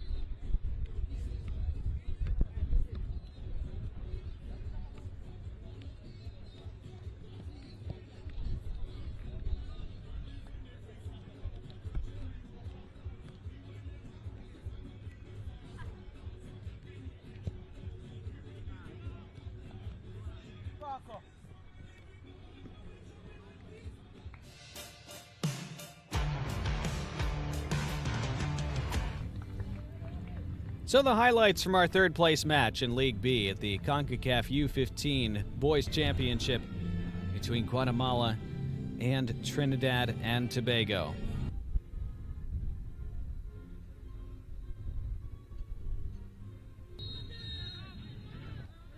Guatemala again started the first half with a lot of initiative. Trinidad struggled to get a hold of the ball over the opening 10 minutes or so, but again, they didn't give a lot away despite that territorial and possession dominance by Guatemala. There was not a lot of cutting edge to be had from it. And that was indicative there, a free kick that sailed over everyone and out. Trinidad started to find their footing a bit around the 10-minute mark, and then on the 13th, they suddenly took the lead.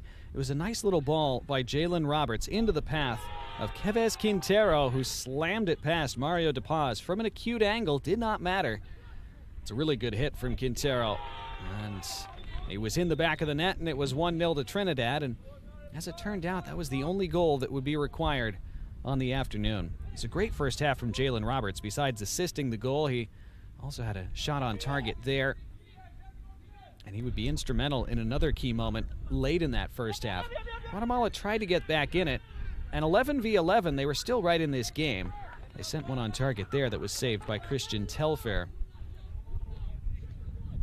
This was good work later in the first half by Jeremiah Nanton to get around the edge toward the end line. His cutback, though, couldn't quite pick out anyone in white. And then just before halftime, it got really tough for Guatemala. Again, it was Jalen Roberts at the heart of things for Trinidad, this time earning a red card on Guatemala's keeper, Mario De Paz, taking him down just outside the area.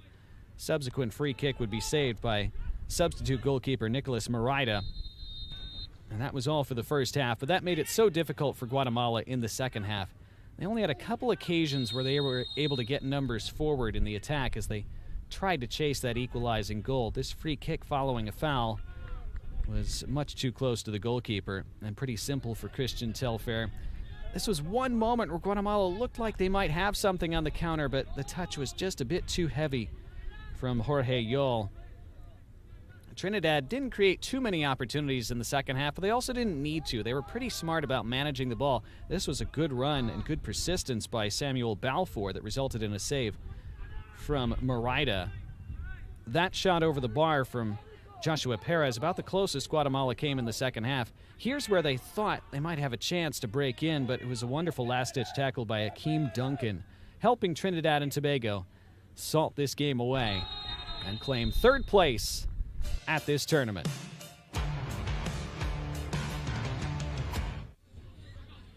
So congratulations to Trinidad and Tobago closing out a fine campaign.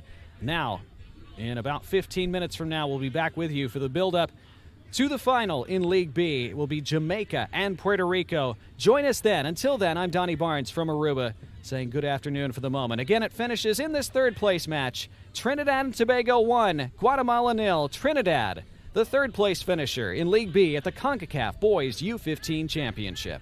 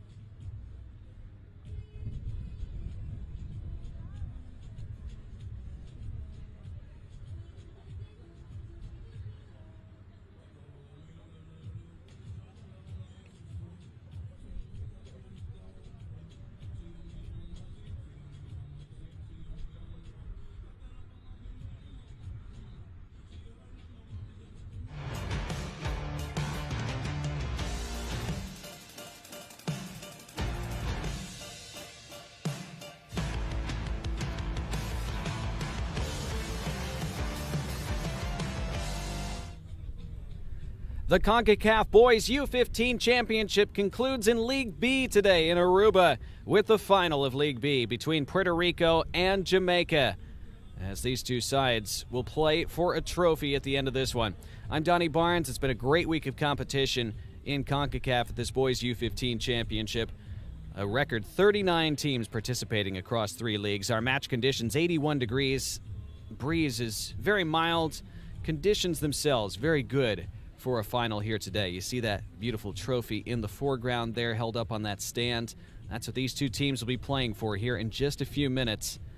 It's been a dominant performance at this tournament by both teams here in League B, as Puerto Rico have scored 12 goals and conceded only 1 in the group stage, and then a 2-0 victory over Guatemala yesterday in the first semifinal.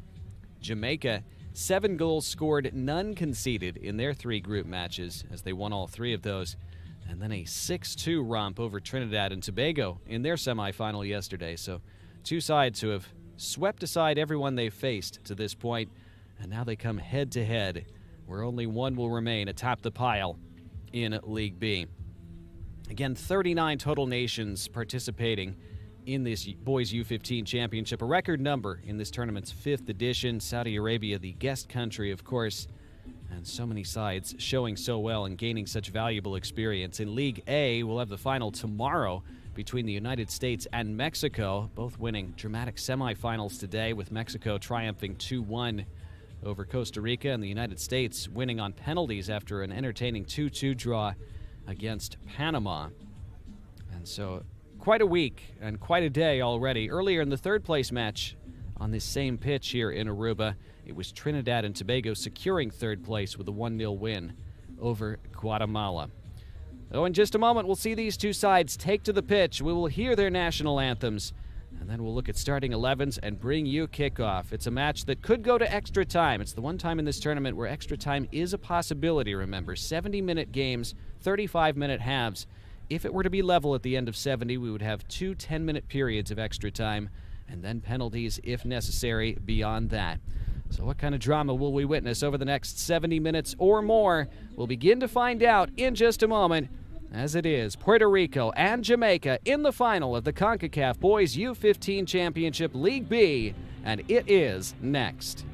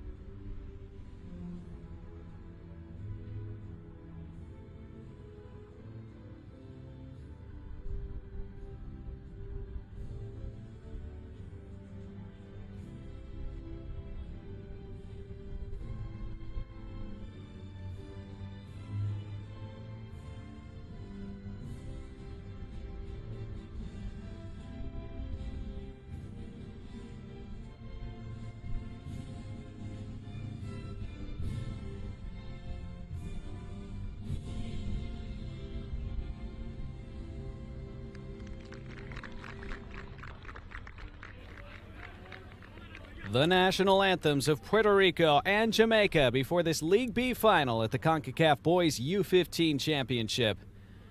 I'm Donnie Barnes. It's a great day for a trophy to be awarded to one of these two sides at the conclusion of this game, whether it's after 70 minutes or beyond, with extra time and penalties a possibility in this final. We'll see the starting 11s. First for Puerto Rico, who are the designated home side in this final. Puerto Rico in the blue today, and they start Martin Perez in goal. A back five of Feliz, Johnson, Coriano, Cruz, and Rodriguez. The midfield of Supa, Montañez, and Sauls. And the captain Reyes and Marco Russo start up front for head coach Andres Mirabelli. And Puerto Rico, a dominant run through this tournament. 14 goals scored and just one conceded in 4 games. Our match officials for this final, led by Damian Rosa, the center referee from Martinique, Jeriel Valverde, Kurt Charles, his assistants, and Andrew Samuel of Trinidad is the 4th official. Time for the captains to meet at midfield. Kelvin Brown wears the armband for Jamaica. Wilfredo Reyes does the same for Puerto Rico.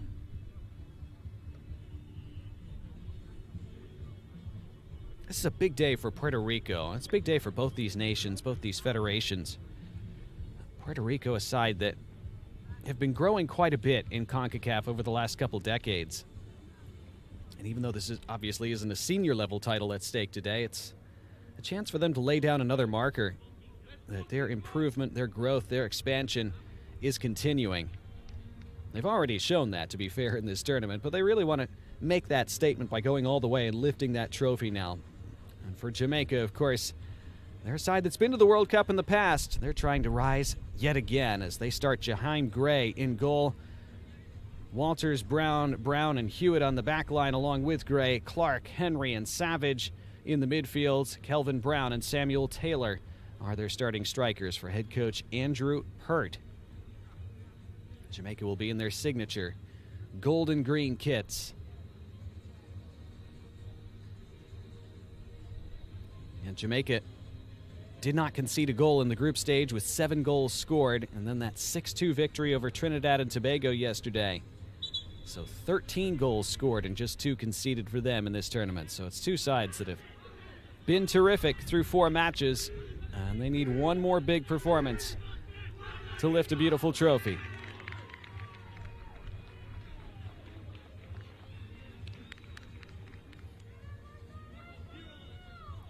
Clouds continuing to sweep across the sky as they've been doing all day here in Aruba. And which of these two sides will sweep to a title at the U-15 level? Referee Damian Rosa waiting for the signal.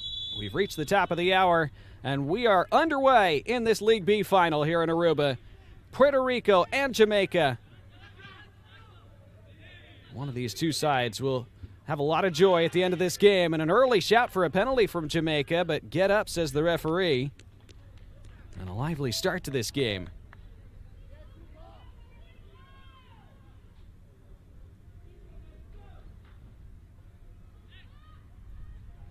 So attacking intent right away from Jamaica. We expect that from both these sides.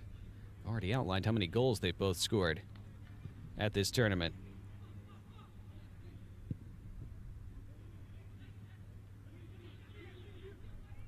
So this has all the makings of being a super entertaining final, and we certainly hope it lives up to that.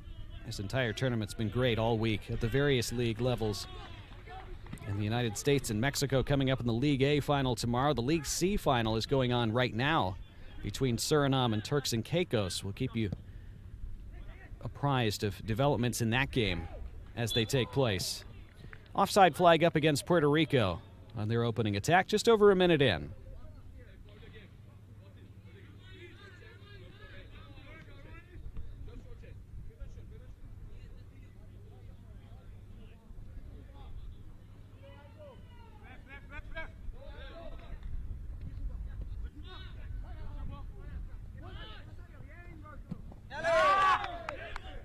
Both sides claiming that throw. It goes Jamaica's way.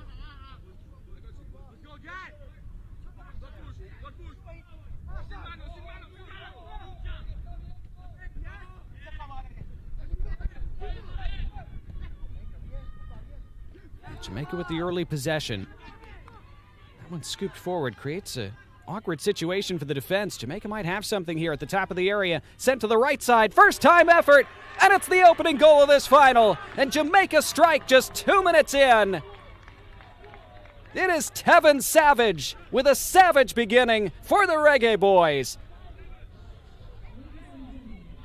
Intelligent ball out from the top of the area by Kelvin Brown. And Savage leathered it into the bottom corner, beating the keeper at the near post and sending Jamaica off to a dream start in the League B final.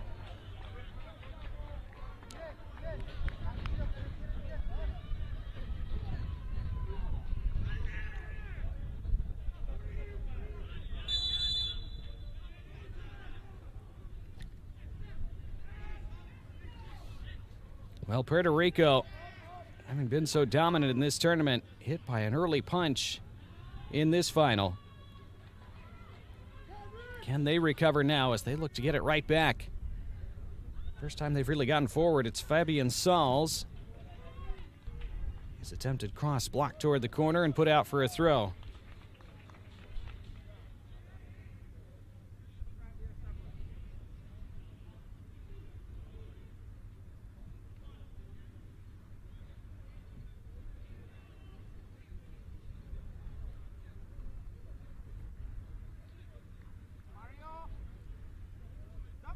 Puerto Rico wanting to steady themselves. Good for them to have a spell of possession after conceding such an early goal.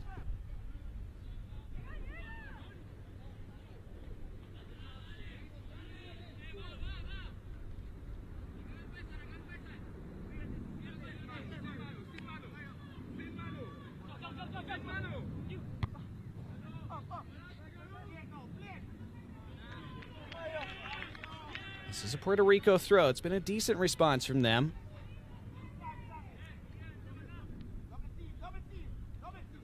Still so much game time left, falling behind so early. But, again, with these 70-minute games at this level, a lot less time than there normally would be at higher age groups. So, games fly by quickly.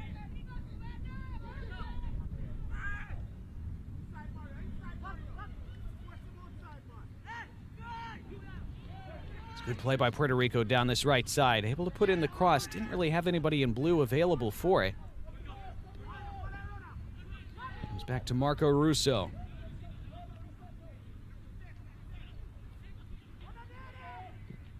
Now hit from a long way out. It'll be a goal kick for Jamaica. First shot for Puerto Rico today, nearly 5 minutes in.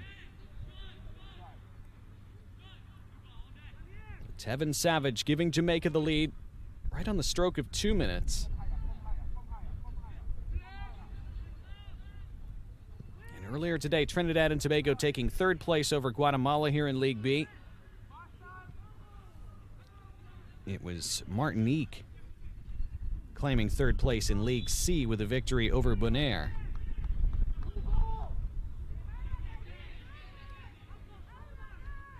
Fifth edition of this tournament. Jamaica looking for a second goal. Just ran away at the top of the area.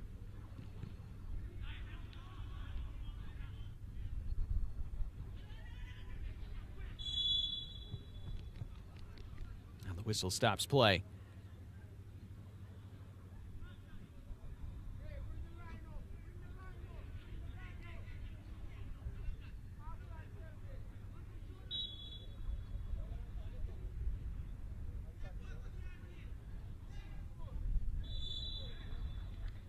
Their offside flag, this one against Jamaica, so choppy sequence following that Jamaican goal, but it is the young Reggae Boys who have the lead early in this final.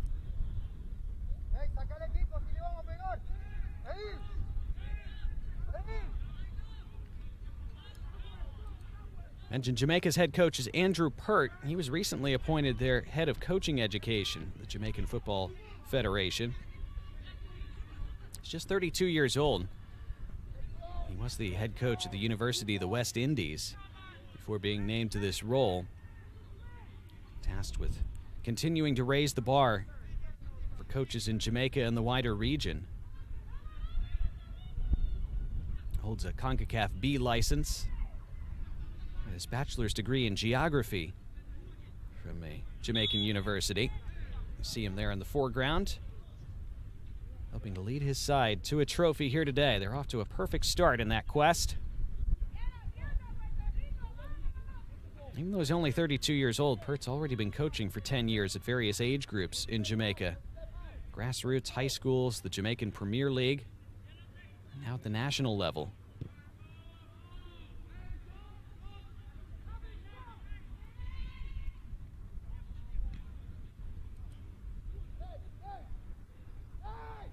As Jamaica looking very strong physically in these early stages. Puerto Rico have to be careful they don't get blown away in these opening 10 minutes. That runs out.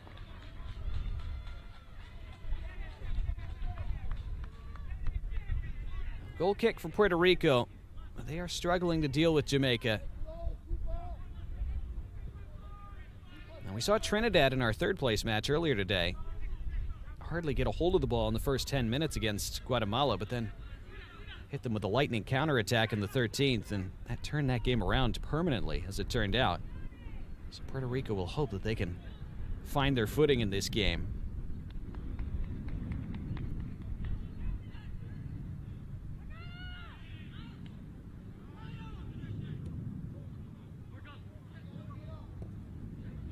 Russo again. Nice header forward.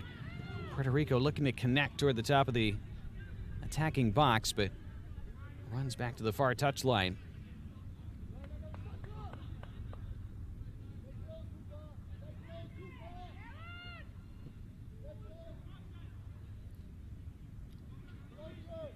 Puerto Rico, head coached by Andres Mirabelli. He is the sporting director at the Puerto Rican Federation. He's held that role for 6 years now. Here come his side now into the attack. The attempted cross, unfortunately, overhit and out for a goal kick. Luis Rodriguez got himself free there for a moment. Couldn't deliver the ball in that he was hoping for. Andres Mirabelli previously ran his own soccer academy for about 8 years. Also was a women's soccer head coach at a university in Puerto Rico before being named Puerto Rican Federation sporting director.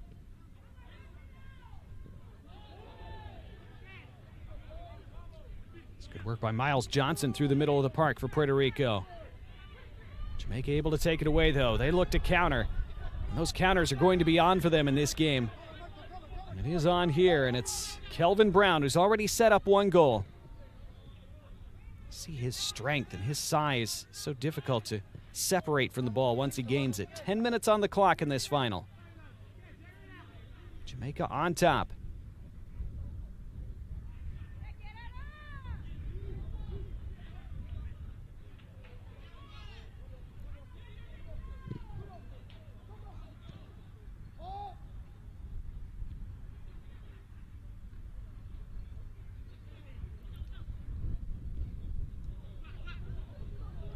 Now at the top of the area, a right-footed effort.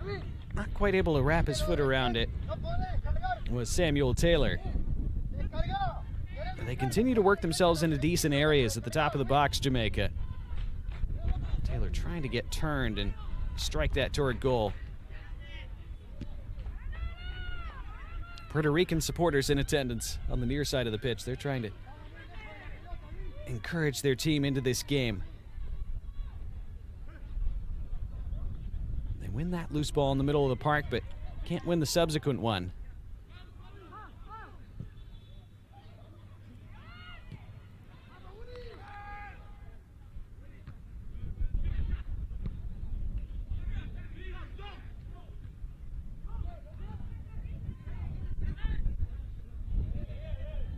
It's a brave challenge and a free kick won by Puerto Rico's Miguel Coriano. Sometimes those are the little moments that can help build your team's way into a game like this.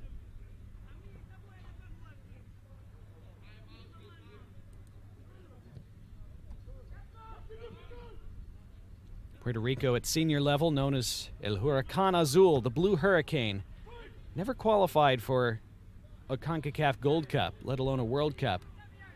Again, they have improved quite a bit the last couple decades, become much more competitive in the region. First ever match was way back in 1940 when they drew 1-1 with Cuba in Havana. Largest ever win coming in 2012, a 9-0 victory over St. Martin.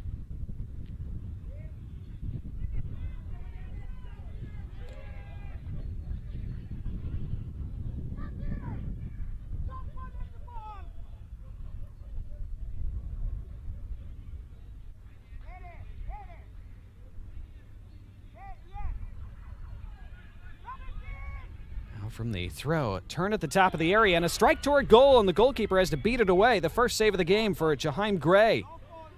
Well, it didn't look like there was much on there from that kind of angle. Puerto Rico starting to flash to life. They're back into the box. They look for a penalty. Get up, says the referee.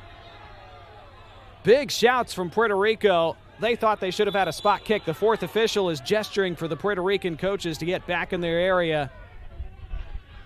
They are incensed that they didn't have a penalty there, and Jamaica come back on the counter. From this right side, the cross, and just over the head of Kelvin Brown, and Puerto Rico still upset about that no call at the other end. Well, we'll see it again. Boy.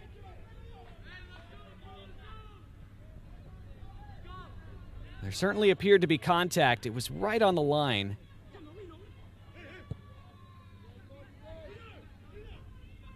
As the saying goes, you've seen them given. It was not in this case.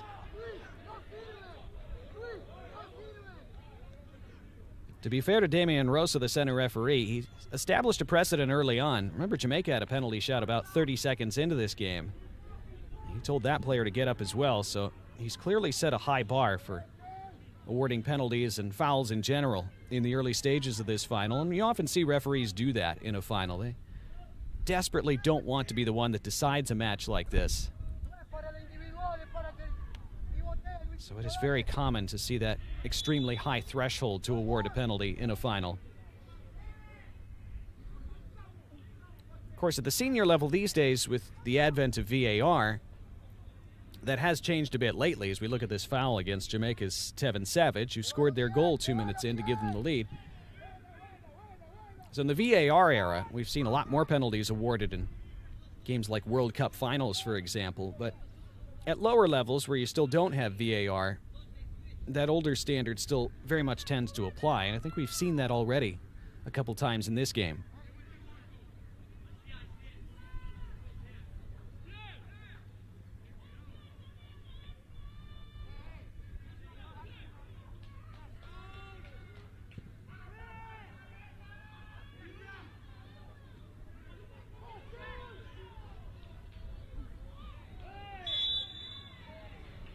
Given against Jamaica again. That's a couple for Kelvin D. Brown.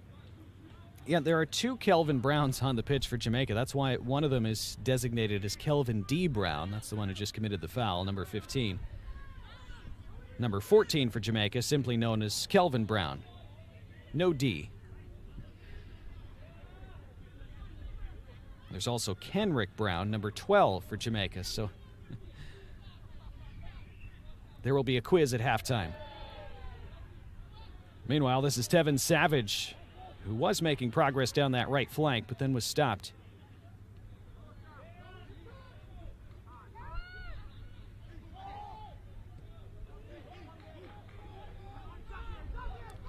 Now Puerto Rico.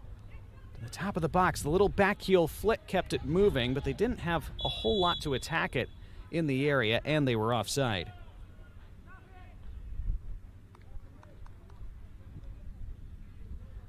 We're approaching the first half cooling break. And in fact, we'll have that now.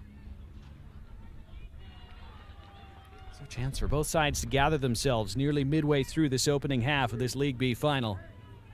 Jamaica in front thanks to the goal from Tevin Savage just about 120 seconds after kickoff. It was laid into his path by Kelvin D. Brown. This was the goal. And it was Brown's work, his hold-up play at the top of the area that set it up. And then that good ball into the path of Tevin Savage. It allowed him to hit it first time. That's so crucial. It's the right weight, it's the right distance, and so Savage able to step into it and hit it right away, and that's what beats the keeper, Martin Perez, at his near post.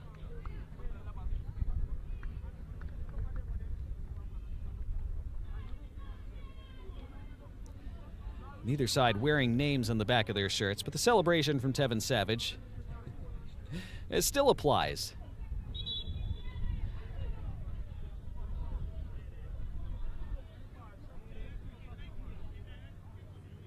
You score a goal in the final, you can celebrate just about any way you want, at least within reasonable limits. So it is Jamaica leading through the first quarter of this match.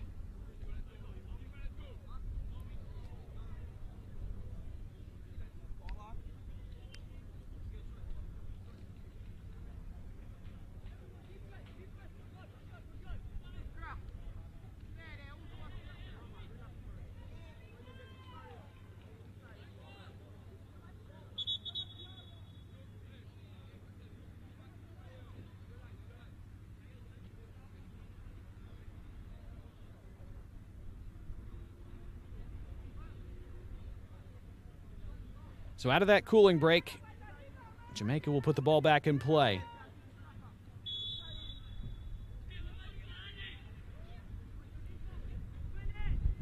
In that League C final, by the way, Suriname running riot in the first half. They have a 3-0 lead over Turks and Caicos.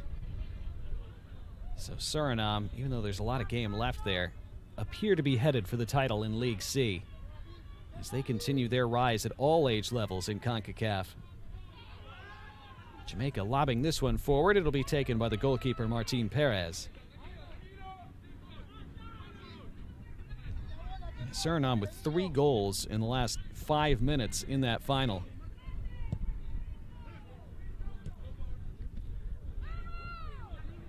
Turks and Caicos upset Bonaire in the semifinal yesterday in League C. But the final today against Suriname, at least for now, appearing to be perhaps a step too far. Suriname would figure to move up to League B in the next edition of this competition. They are hoping at the senior level, of course, to qualify for their first ever FIFA World Cup, when the final round of Concacaf qualifying takes place in September, October, and November this year, starting in less than a month. Actually, just over a month now.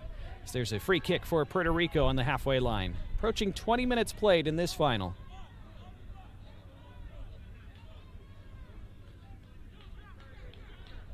Puerto Rico coaching staff still very irate. I think about Kelvin Brown, the captain, who's gone over.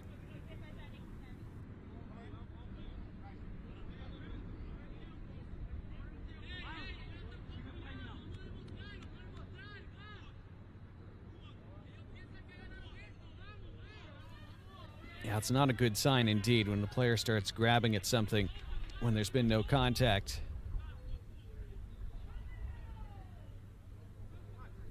That would be a blow for Jamaica if they have to take off their captain relatively early in this game. So things to ponder for Andrew Pert. So far, it's been a first half to celebrate for those fans, though.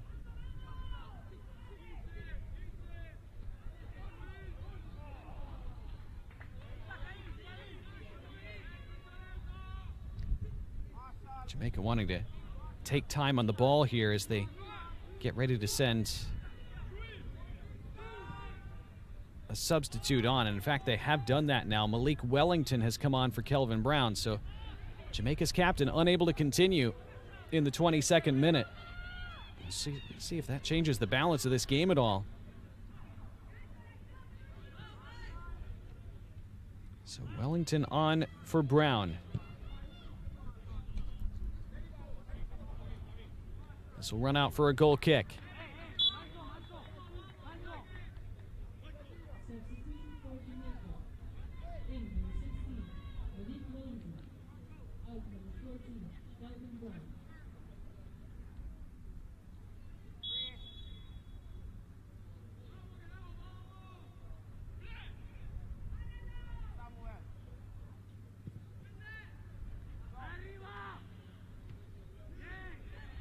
Puerto Rico having more possession now, getting themselves forward much more than they did in the early stages. So they have, at least for now, seemed to weather the early Jamaican storm while conceding just the one very early goal.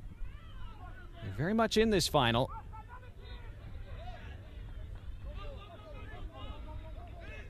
Can they do more than that now? Russo makes his way forward.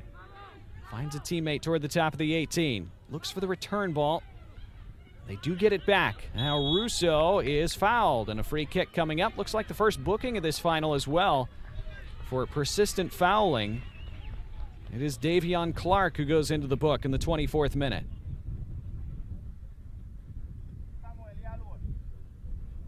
You can understand the referee's decision, too. He gets nowhere near the ball and kicks out with his off foot as well. And you see Damian Rosa counting 1, 2, 3 fouls before producing the card.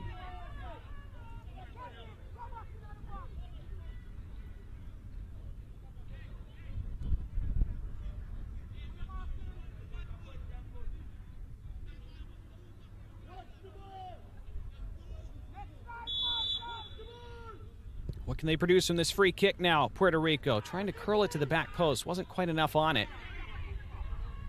Jamaica looking to break out. This is going to be another card. It's a decent foul to take for Puerto Rico because Jamaica had a chance to race away with numbers, and Puerto Rico caught up the pitch. And so it's the age-old professional foul, quote-unquote, from Sebastian Supa. He takes one for the team and goes into the book himself in the 25th.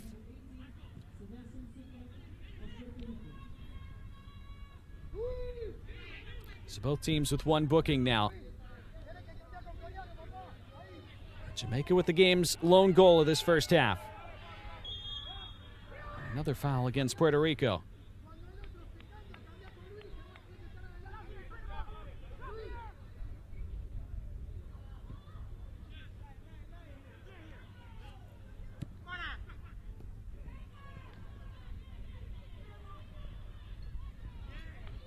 Jamaica haven't been able to make their way forward quite as much since the early stages. So it has been improvement from Puerto Rico. Can they get themselves level on the score sheet before halftime? They get themselves to the end line here, and there's promise in this situation, and trying to pull one across the face of goal. Not able to do so, and not drawing anything else. It was Wilfredo Reyes, the captain. Shoulder to shoulder here. Yeah, not a lot of contact in that. Mario Nelson, good defending. Used his body, used his positioning, used the end line.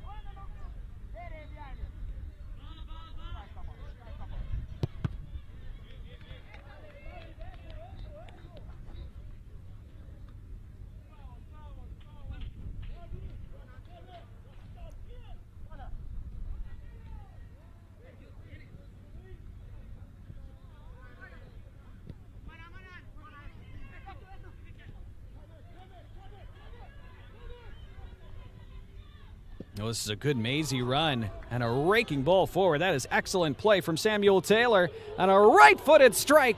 Whistles just wide of the near post. Nearly a spectacular second goal for Jamaica, and it would have been a second as well for Tevin Savage. What great play it was to set him away, though, by Samuel Taylor. And Savage, again, puts his laces through it, just as he did in his goal in the second minute. This time, just missing that far corner. Jamaica so lethal when they're able to get the ball forward like that.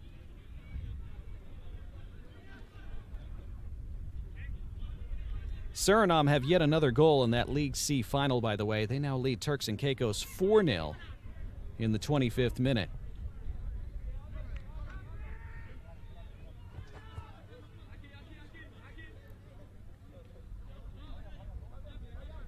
So the picture starting to emerge in this Concacaf Boys U-15 Championship, looking as though Suriname will take the crown in League C. One of Puerto Rico and Jamaica in League B. It will be one of Mexico and the United States in League A. That final to be played tomorrow. The culmination of this tournament. Biggest ever edition of it.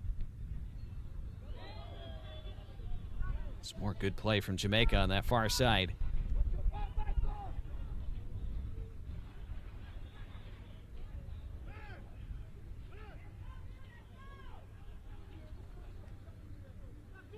Puerto Rico, though, starting to find their way through the midfield more and more. Now space on this left flank, but the yellow shirts converge. Now Jamaica look for the counter and straight down the middle. Boy, they had Taylor breaking into space if they could have found the proper angle for that ball. Well, Turks and Caicos have gotten one back. Now it's 4-1 Suriname in that League C final. Oh, what a wonderful back heel that was. And this is excellent from Puerto Rico. Can they finish it off now? Onto the right foot, and the defender in the way of Miles Johnson. Well, it would have been a fantastic goal for Puerto Rico, not just because of the situation and the context, but just the sheer artistry of that buildup from Johnson and his teammate with the back heel flick into his path.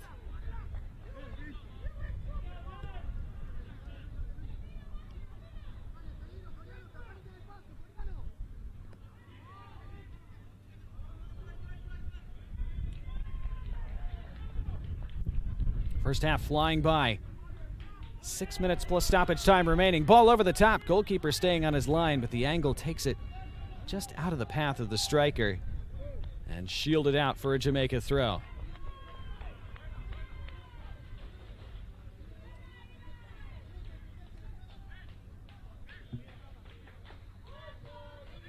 Well, this was the build-up from Puerto Rico a moment ago. It starts with neat play from Johnson, then gets that deft back heel flick right into his path. He had one player left to beat and tried to juke around him and just couldn't quite do so.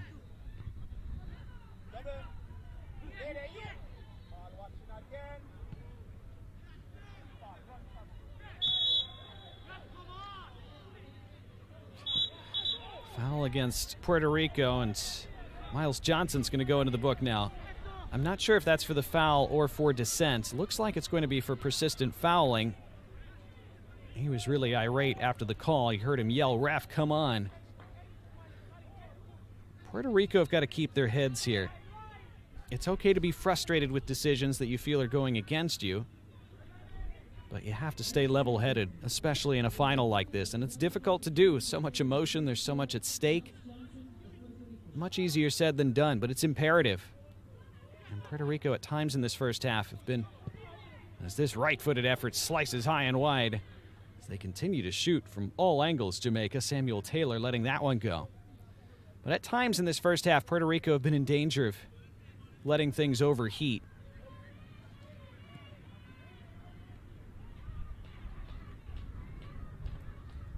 They are still very much in this game, despite trailing since just 2 minutes after kickoff.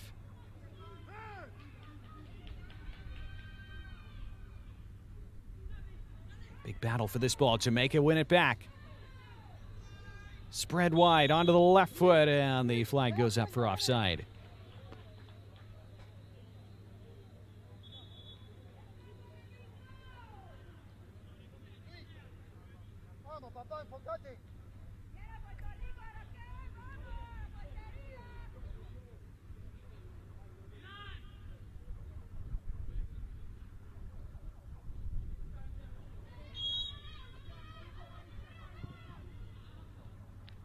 That kick out from Puerto Rico from the free kick, not the best. Allows Jamaica to come back at them. Lofted into the box, solid header away. Good strength then from Davion Clark. Oh, and then Clark gets the deflection in his favor and puts it into the middle. And then Clark from his rear end was able to get something on it again as it ricocheted back toward him. Skied up and out of play with less than 3 minutes of the 35 remaining.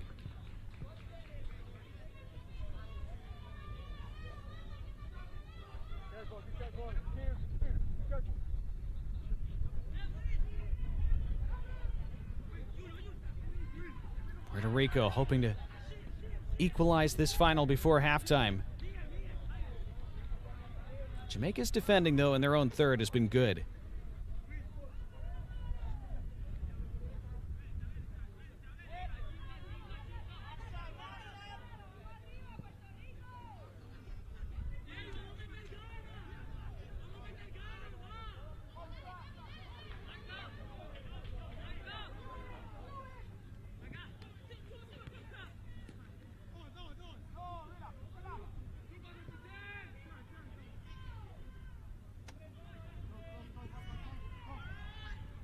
Now Jamaica back on the counter.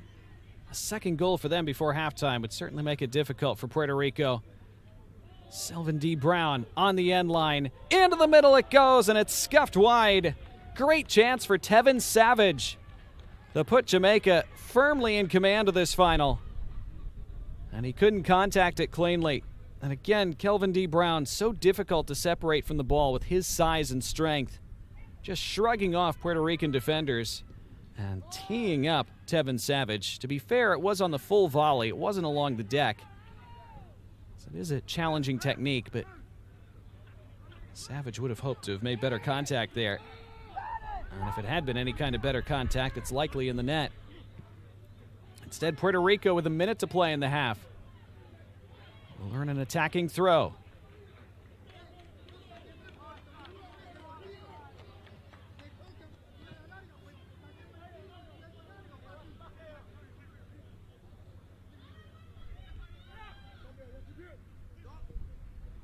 Cross comes into the area, hopped right through for a moment. Jamaica didn't deal with the first bounce and then sent toward goal where it was blocked.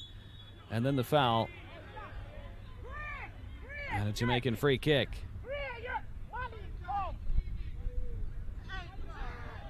It's Sebastian Supa, who is on a yellow, so he has to be careful about that kind of thing.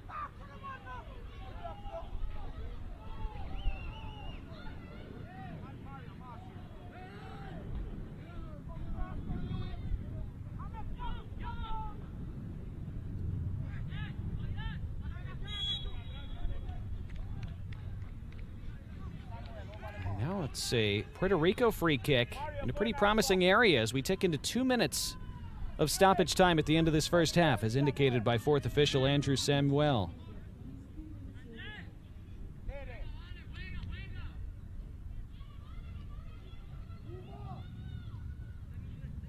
So a late opportunity for Puerto Rico to serve up some danger before the end of this first half.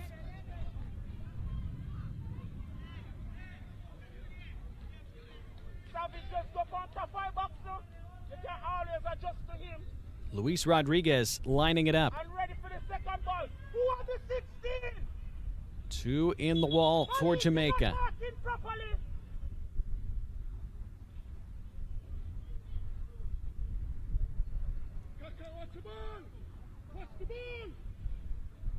Set piece is always such a big part of a knockout match. Rodriguez strikes it with the left toward goal, and what a save! Jaheim Gray takes it away. It was so well hit. It was goal bound. It was traveling into the side netting, and Gray leaping across punches it wide of the post. It'll be a corner. It was nearly so much more. Look how well he hits this. That's a phenomenal save. After he hadn't had much to do in this first half, Gray into action in a major way. And if they go on and lift this trophy, Jamaica, remember that save, because that could have been a game changer right before half. They still have to defend this subsequent corner in the final seconds of this first half.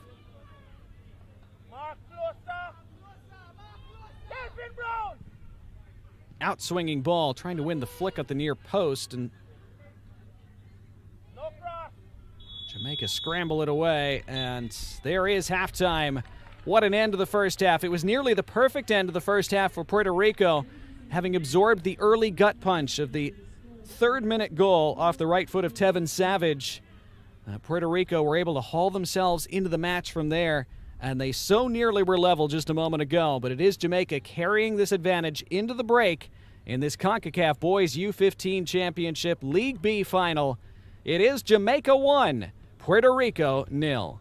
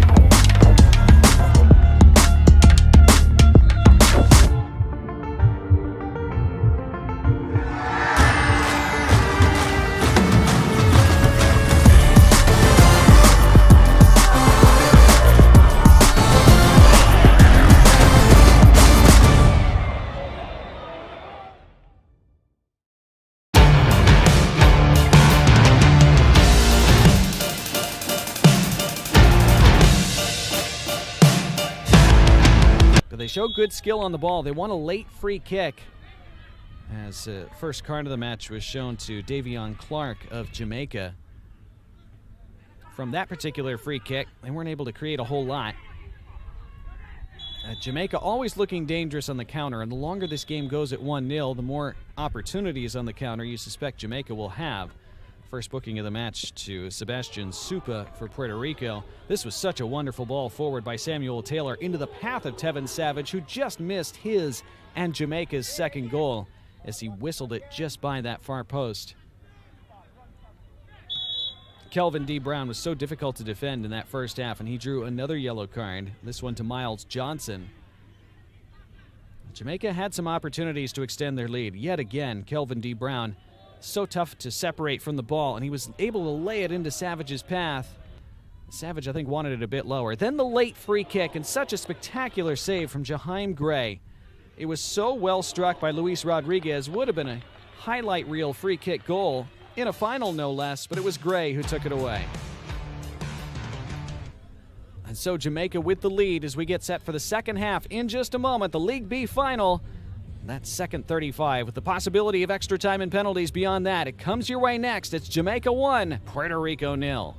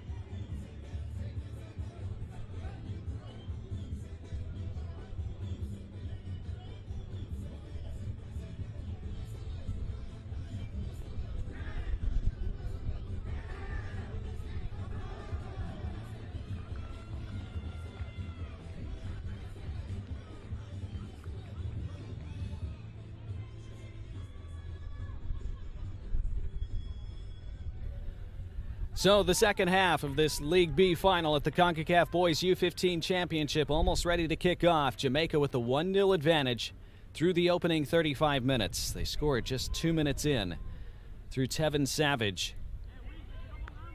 It was a fascinating first half, and it sets up a very intriguing second. And again, if Puerto Rico were able to level this match and we were level at the end of 70 minutes, we would play 2 10-minute periods of extra time, with penalties potentially to follow that if necessary. Puerto Rico in the blue, Jamaica in the gold and green. It'll be Puerto Rico to kick things off in the second half. They will attack from right to left.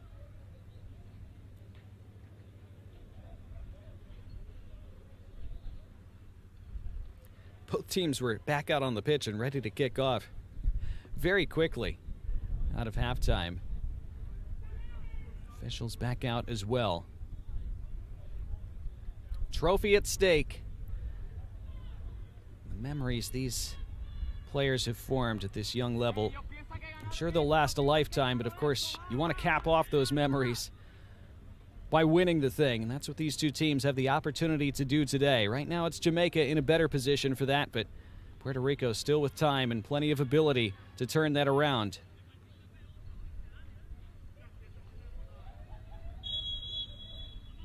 And we are underway in the second half. Puerto Rico trailing by a goal. Jamaica 35 minutes from glory at the U-15 level, unless Puerto Rico can stage a second half turnaround.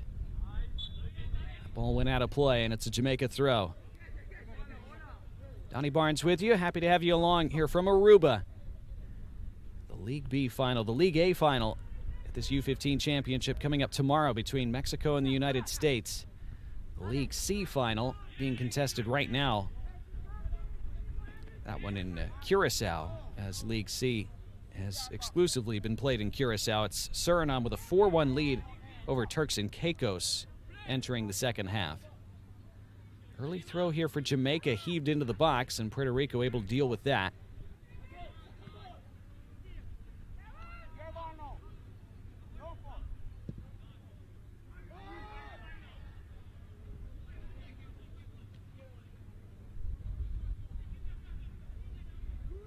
Now Jamaica onto the attack on that far wing. Slaloming run over there. It's a very good run as well. And then maybe one too many cutbacks attempted as try to get back to the end line. Jamaica got off to such a good start in the first half, not just with the goal, but they bossed the possession early on. It took Puerto Rico a while to find their way into the game. They really can't afford another slow start in this second half.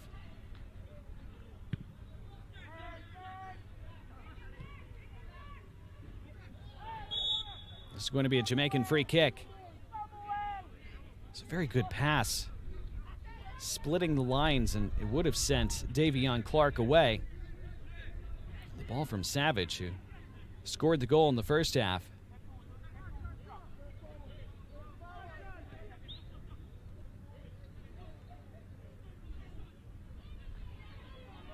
That's well won in the middle of the park, and Puerto Rico trying to create something from it. Foot race for this one is a crucial one. Puerto Rico do get to it by the corner, and they will have a corner, the first of the second half.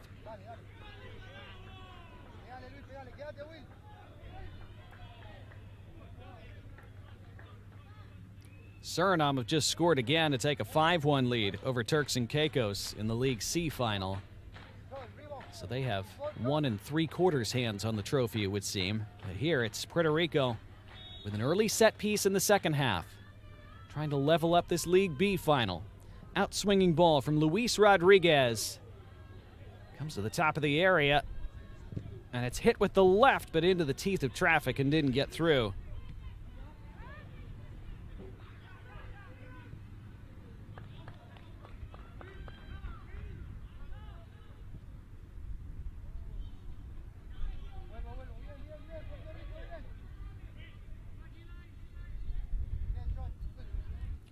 In a reset, both these teams' path to this final. Jamaica, 7 goals scored, none conceded in the group stage. Then a 6-2 win over Trinidad and Tobago yesterday in their semifinal. So 13 goals scored, only 2 conceded in 4 prior games in this tournament. Here go Puerto Rico into the box. First tackle was strong, and then the ball put out of play. This will be another corner. So Puerto Rico with a positive couple minutes.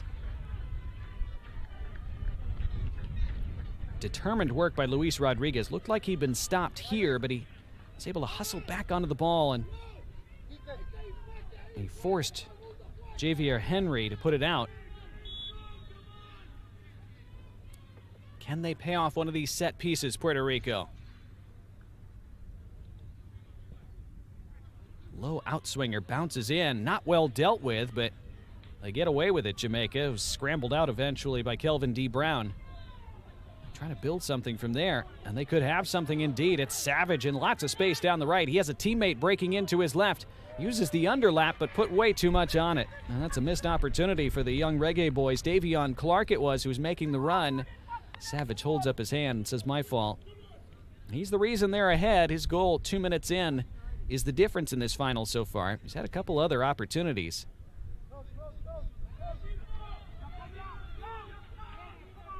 He's had one of those games where if Jamaica go on and win this final 1-0, he'll be the hero, of course. If somehow Puerto Rico were able to come back and win it themselves, Savage would have a couple of those missed opportunities that he'd have to think about. But man, they're all learning experiences at this level, even if sometimes they're hard experiences. 5 minutes into this second half. Very physical sequence there. Is a free kick for Jamaica.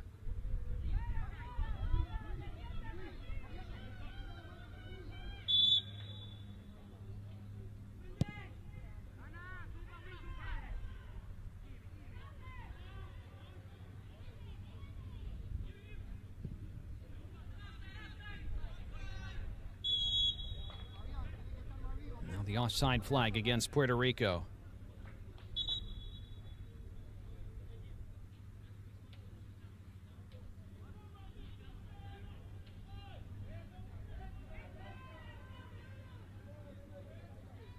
yellow card being shown to Jamaica's head coach, Andrew Pert.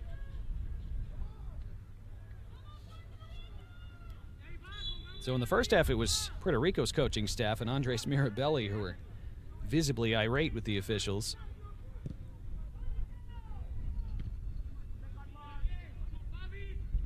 I don't believe Mirabelli was ever actually shown a yellow in the first half. And now it's Pert who goes into the book early in the second, but Jamaica on the attack.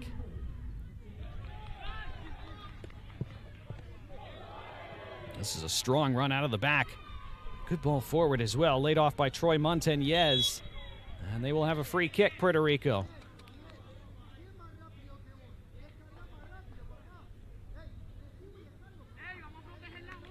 Well, actually, it looks like it's going the other way. It's a free kick for Jamaica.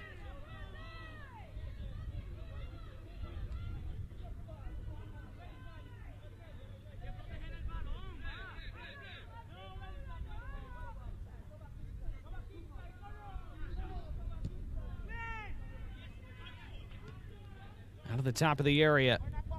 Kelvin D. Brown able to shield it off again. Savage wide. Whips that cross toward the far post.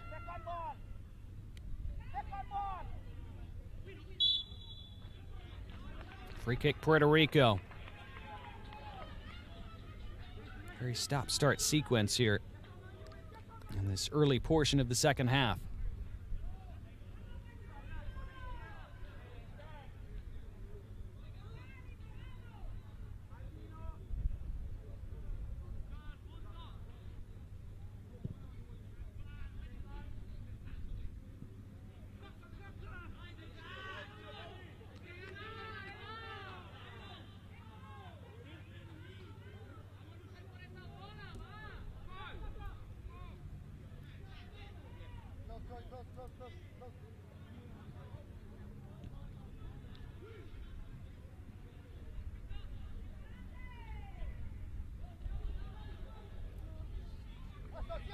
Puerto Rico trying to create something down this right side, surrounded by gold shirts. They will have an attacking throw.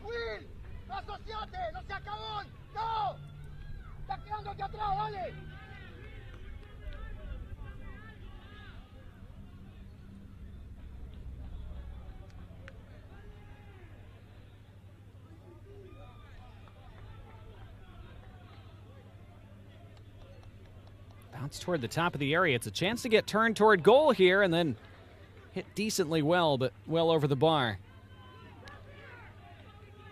It was a good turn with the shoulder by Luis Rodriguez to get himself free. Watch him sort of bait the defender and then roll him. It's a good technique to get him in that position, but then unable to keep the shot down. Such a luxury for Jamaica to have the kind of target forward in Kelvin D. Brown to hold things up. He's after this return ball into the box. It's scooped up by Martin Perez.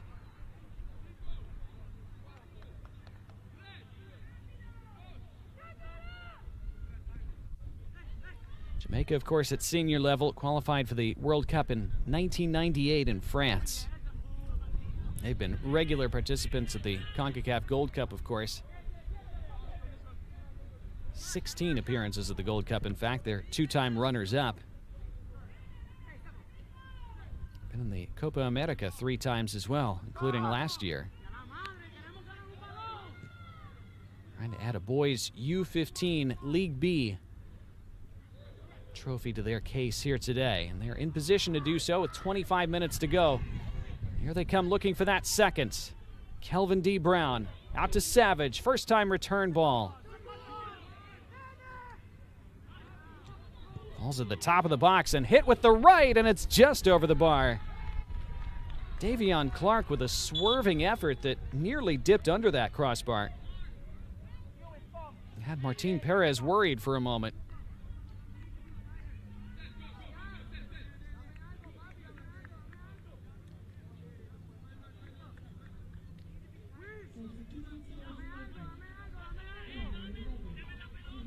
Now, big changes for Jamaica. They make 3 substitutions. Kyle Hussey comes on. Carlondo Morris does as well. Steve Hewitt, one of those who makes way. Kevon Holloway also on for Davion Clark. Tevin Savage, the goal scorer, also has run his race for the day. So head coach Andrew Pert trying to freshen things up for the stretch run in this final. That one toward the end line, and it is kept in play.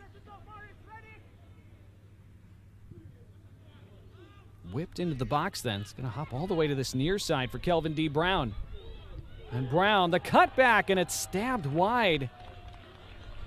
It was the defender who apparently made the clearance, although Puerto Rico don't think so. They thought it was just Carlando Morris who sent this wide on the redirect. It is a corner that's been awarded to Jamaica.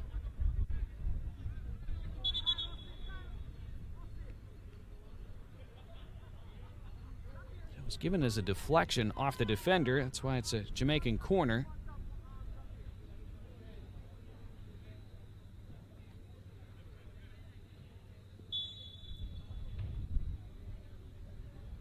Outswinger will be delivered by by the substitute, Kyle Hussey.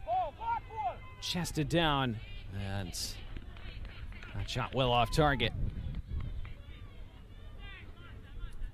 Jamaica still leading thanks to the goal just over 2 minutes in from Tevin Savage. It's always an interesting call for head coaches on when they make substitutions in a knockout game like this with the possibility of extra time.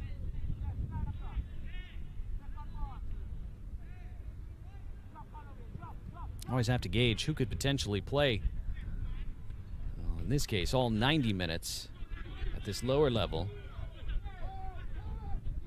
Is there the risk of making a substitution too early with a substitute who, say, couldn't play or wouldn't make it through that extra time if you get there? Lots of variables to consider in games like this. This is a throw for Jamaica down by the corner. 6 yards. Hey, stay with it. Stay with it, Morris. Stay with it. Hussey. Holloway, stay here. Run on through now. Run on through now. Marshall, go over, man. Run on through. Stay away there, Holloway. Puerto Rico thought they should have had the throw there. Instead, it's tossed toward the near post and hops all the way through. It had to be grabbed by Martin Perez.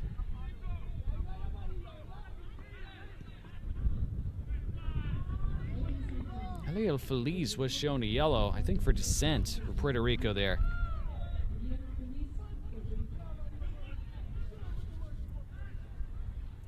Puerto Rico still trailing to that early goal.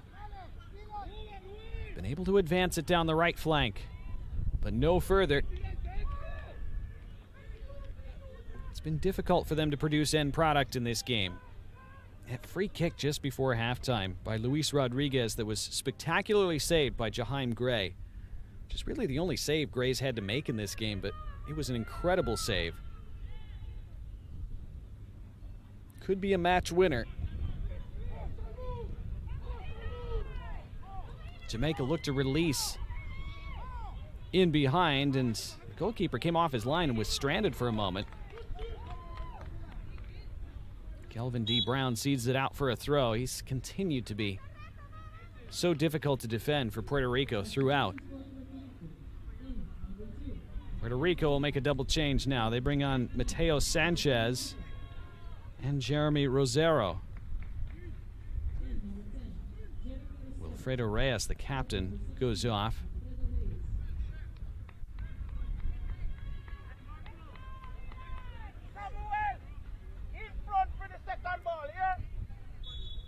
Sebastian Supa, who's been on a yellow since the first half, also leaves.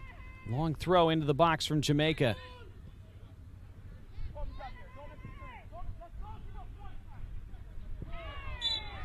Now Puerto Rico free kick. Foul given away by Javier Henry.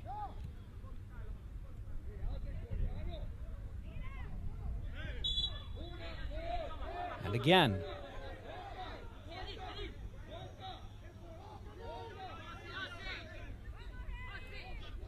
It's turned into one of those scrappy finals. Chances few and far between, especially in this second half. Puerto Rico hoping they can create a moment here over the last 19 minutes plus.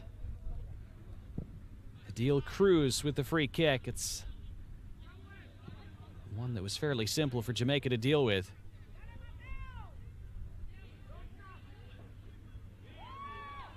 This is a good dribble down this right touchline. Slick buildup from Puerto Rico. Can they create something on the end of it? Jamaica flying in there with their tackles, and that went off a Puerto Rican player last, a Jamaica throw.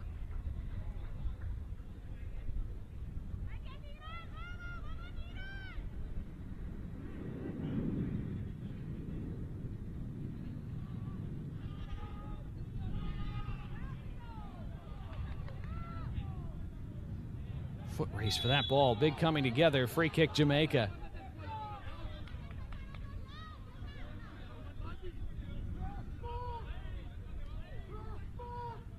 It was Kevon Holloway who did just enough to get his body there.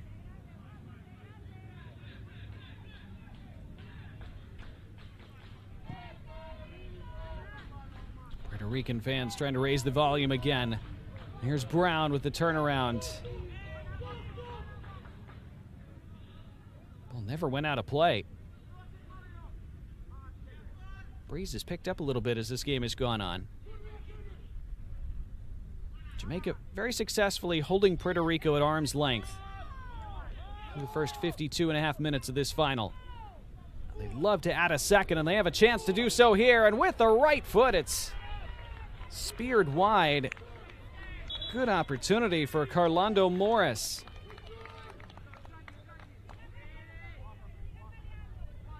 Very good build-up here from Jamaica.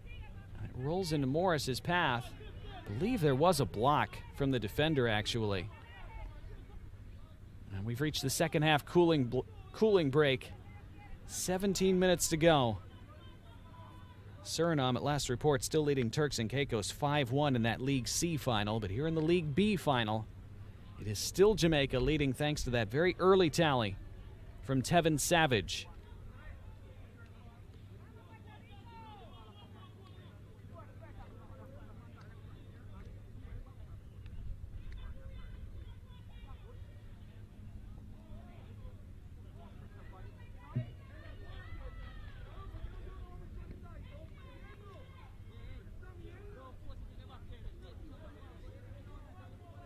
Well, this is where Andrew Pert was shown the yellow card.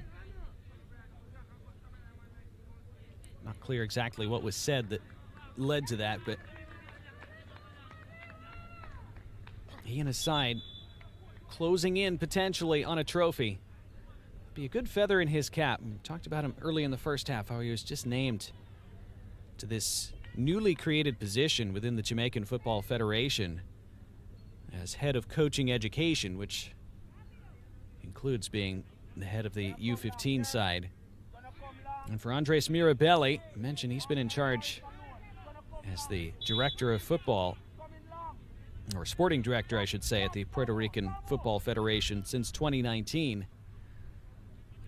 Regardless of how long you've been in the game, what level at which you're coaching, opportunities to win a final, to lift a trophy, they don't come along often.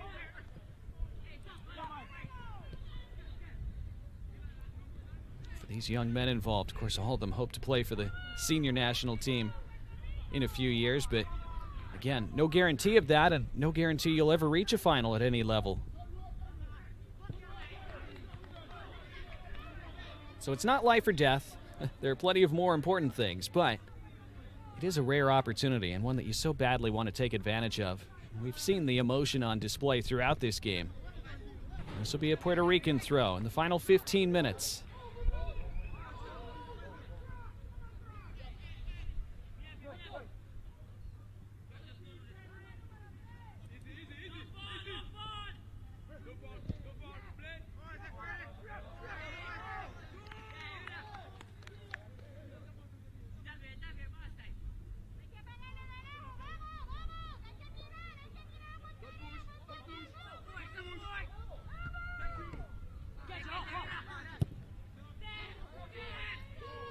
Jamaica punting that forward, and the goalkeeper way off his line, and he wins it. And boy, he had to with the way he committed to it, Martin Perez. Now he has to hustle back. Puerto Rico fortunate that ball hopped over the head of Kelvin D. Brown. Well, that was an adventure for Martin Perez. It could have been disaster for Puerto Rico. He came charging, not just off his line, but out of his own area. Watch how aggressive he is here. Well, if you're going to make the decision, you have to get there. And it was a bit Ederson-esque of Martin Perez.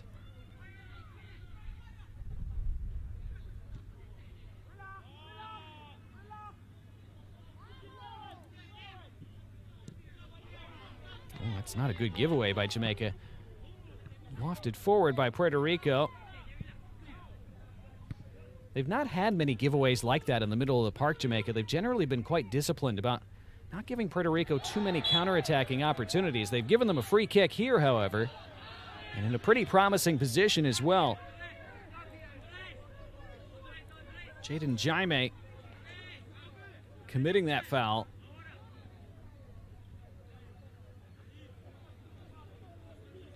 So Puerto Rico, who have caused some issues from set pieces when they've been able to get them today, will have another here, getting later in this second half of this League B final.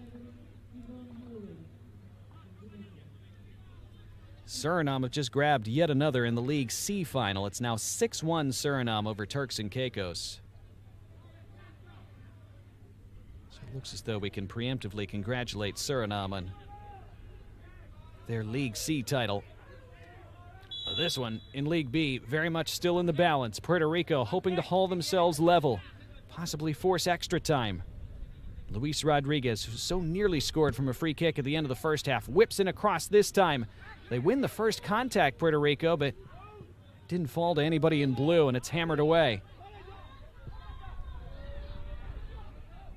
Jamaica hardly had anybody else up the pitch there. But it's tenacious work again from Kelvin D. Brown, who goes along all on his own. And Kelvin D. Brown is saved by Martin Perez, who keeps Puerto Rico in this final. Wow, Kelvin D. Brown almost put it to bed all by himself. Wins the ball here, puts his head down, puts his shoulder down, says, I'm doing this. And he nearly did. But there was Perez flying out again, in the way at the right time for Puerto Rico.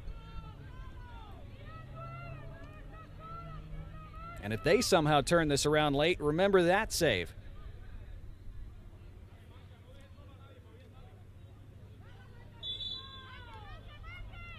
Jamaican corner. In-swinging ball, and they won the header at the near post, but not able to redirect on frame. Change for Puerto Rico. On comes Josuan Cabrera. Off comes Miguel Coriano.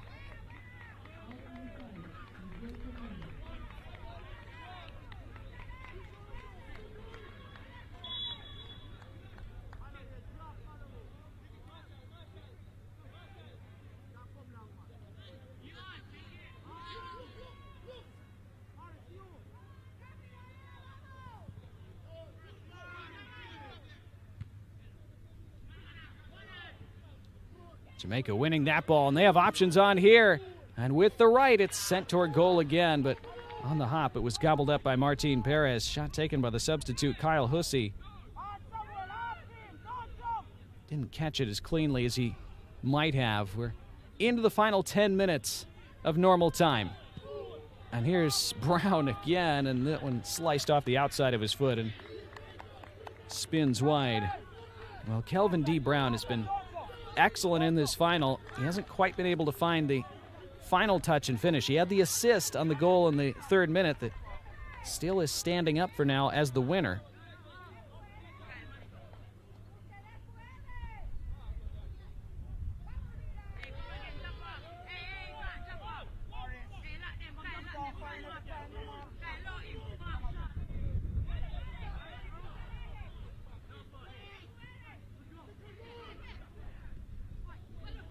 Oh, what a turn that is.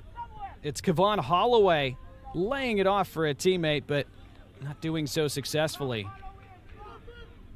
Excellent initial turn and run by Holloway.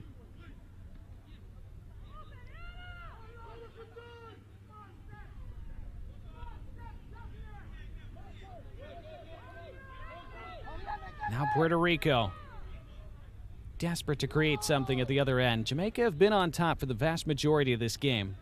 In terms of the score sheet, when they took the lead just over 2 minutes in, they've generally had more of the attacking play as well. Never been able to find that second goal to give themselves that comfort. Still there for Puerto Rico if they can create one moment and capitalize on it. But this goes over the top, and it's Brown again. Kelvin D. Brown, his first touch let him down, and he has to take it toward the corner for now. Look at the size differential, though, as he lays it to the top of the area.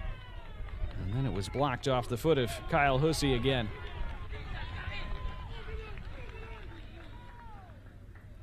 Kelvin D. Brown perhaps tiring late in the game, because if you're his coach, you probably want him to take those Puerto Rican players on if he's able to.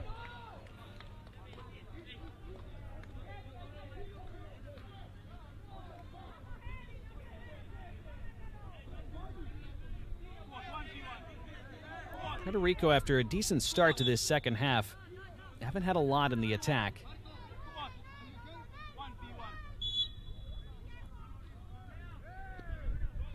Jamaica seeming fairly comfortable as they ease through these final minutes, but of course, as long as it's just a one-goal game, that can always change in a moment. But they win this one high up the pitch, and they again will try to put this away. Carlondo Morris has a crack. Hit a body and ricochets out, and this will be a corner.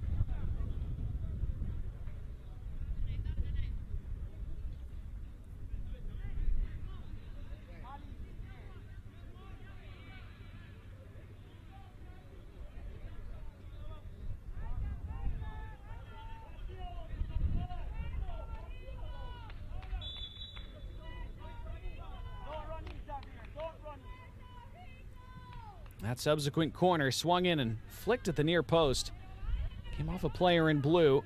Comes back wide, and it's hit off a Jamaican player and out for a goal kick. That ricocheted off the back of Kyle Hussey.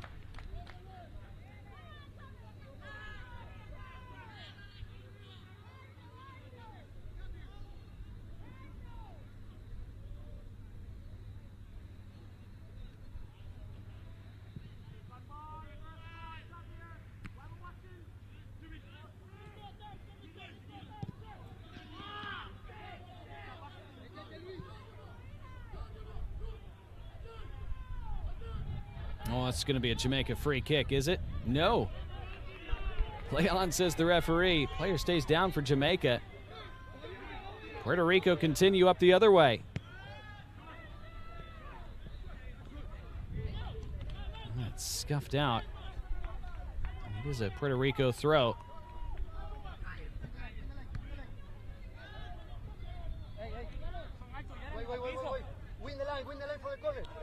Andres Mirabelli trying to help his team find a way through this Jamaican defense. It's been very difficult for them today.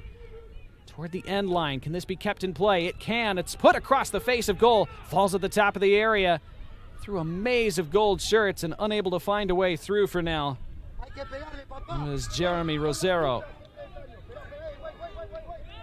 Well, the cutback was excellent, and it caused real problems for Jamaica. Left the goalkeeper stranded. Nobody in blue was able to fully contact it. Trying to win a corner there along the end line. Jamaica doing really good work to keep it in play. And now up for the big target again. Kelvin D. Brown able to get turned. Puerto Rico defend that quite well. They were in trouble there for a moment. They still are in trouble, trailing by a goal with just 5 minutes plus stoppage time remaining.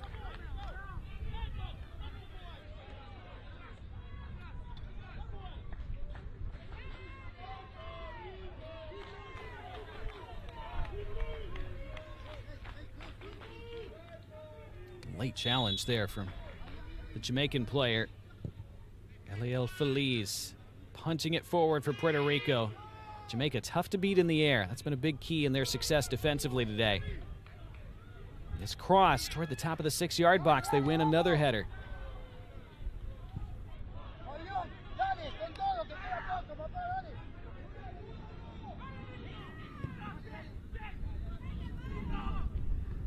Time ticking down on Puerto Rico, and they're called for another foul.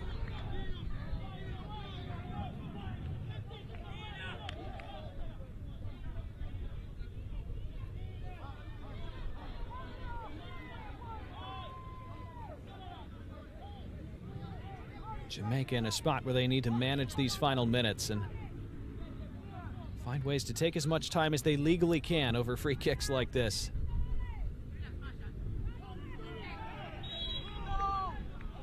Here's a Jamaica free kick, and these are also valuable for them as this clock ticks away.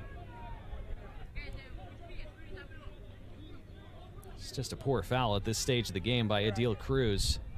Clear tug of the shirt. Last thing you want to do when you're chasing a game with just a few minutes left. Suriname have scored another against Turks and Caicos to lead 7-1 now, by the way. 2 late changes for Puerto Rico. Jaden Jaime and Julian Maldonado both on for these final couple minutes. Luis Rodriguez and Troy Montañez make way. Not a lot of time left to make an impact, but they'll hope to still do so. First, they have to help defend this free kick for Jamaica, which will be taken by Kenrick Brown. Close it down all the way.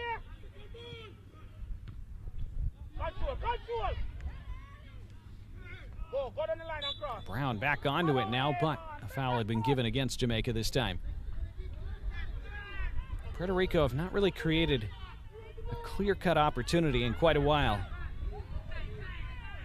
Will have to change if they're going to turn this around and force extra time in this League B final. This will be simple for Jaheim Gray, who's had 1 save to make in this game. It was a spectacular one at the end of the first half. From a fantastic free kick by Luis Rodriguez that on many other days, against many other keepers, would have wound up in the top corner and would have been one of the goals of the tournament. Instead, it was one of the saves of the tournament, and it could be the save that carries Jamaica to this title. That, along with Tevin Savage's goal in the 3rd minute, enough for the young Reggae boys thus far. This is good physical play in the corner to win this ball, and going along and rounding the keeper and putting it in front. Keeper out of his box, and it's with the left foot, and it's put wide, and Jamaica still can't put it away. Well, Martin Perez went on another adventure, and again he gets away with it. Yet again, it was Kelvin D. Brown making it all happen, and he's able to round the keeper. He laid it off to one player, laid it off to a second, and stabbed at errantly by Carlondo Morris.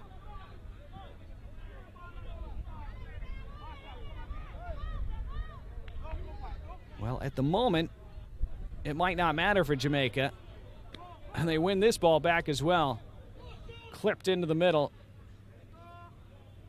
They'll let it run out if they can for a corner. It's kept in play then. Samuel Taylor lays it to the top of the box. Kevon Holloway touched away from him. Jamaica just want to keep it, though, as we head towards second half stoppage time. And from the top of the area, it's just wide. It tickled the outside of the twine. Jamaica so close on so many occasions to scoring that killer second goal. It was a good hit. Martin Perez may have had it covered at that post. May have taken a deflection as well. It's a corner that has been given for Jamaica as we're into 3 additional minutes of second half stoppage time. Jamaica that close to a League B title. Puerto Rico having trouble just getting the ball in the attacking half over these last handful of minutes. The outswinging corner. Jamaica winning so many of these second balls. Recycled toward the corner. They should try to keep it there, you would think, but that's not what they're doing. Back in front it goes, and there's the second goal, and now it's nearly official. It is Kelvin D. Brown. He's been spectacular for them today, and he's salted away the League B title for the Reggae Boys. They can celebrate, and they'll celebrate even more in a couple minutes. It is 2-0 to Jamaica. Well, who said he should take it to the corner? Not me. Fantastic cross by Kyle Hussey. And there was the finish at last for Kelvin D. Brown. He's had chances today. They'd had so many chances since the 3rd minute. And finally they grabbed that second goal. And they can start the party. And it's going to be a party, you can tell. And it should be.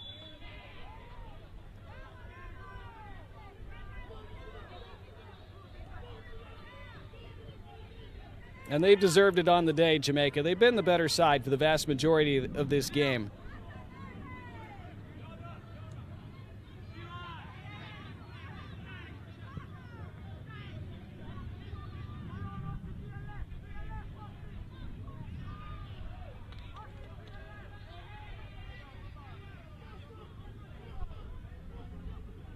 Puerto Rico look for a late consolation. Whipped in with the left foot, but not beating the first defenders. We're into the final minute of stoppage time. He's arguably been the man of the match, Kelvin D. Brown, as this loops into Jaheim Gray's hands. Brown had the assist early on that put Jamaica in front in this final. And his physical play, his hold-up play, he'd been such a nuisance. It'd been impossible for Puerto Rico to deal with, really, all afternoon. The only thing missing from his game was a goal to cap it off, and he finally has that in second-half stoppage time. If they were awarding a man of the match, he would certainly get it in this final, with a goal and an assist. Puerto Rico know the game's pretty much up. That's about the only way they've been able to stop him today. Grab the shirt and pray. It is over in Aruba. It is Jamaica's day. The young reggae boys will dance all the way home with a trophy. They are champions of the Concacaf Boys U-15 Championship League B in 2025. They scored early. They scored late. They did everything they needed to in between. A 3rd-minute tally from Tevin Savage. And in second-half stoppage time, Kelvin D. Brown making it safe to round off his man-of-the-match performance. It finishes in this League B final. Jamaica 2, Puerto Rico 0. Stay with us. We'll have the trophy presentation. We will see our full-time highlights as well. Congratulations to Jamaica. Commiserations to Puerto Rico, who had a fantastic tournament also. And we'll see that trophy awarded to Jamaica in just a few minutes.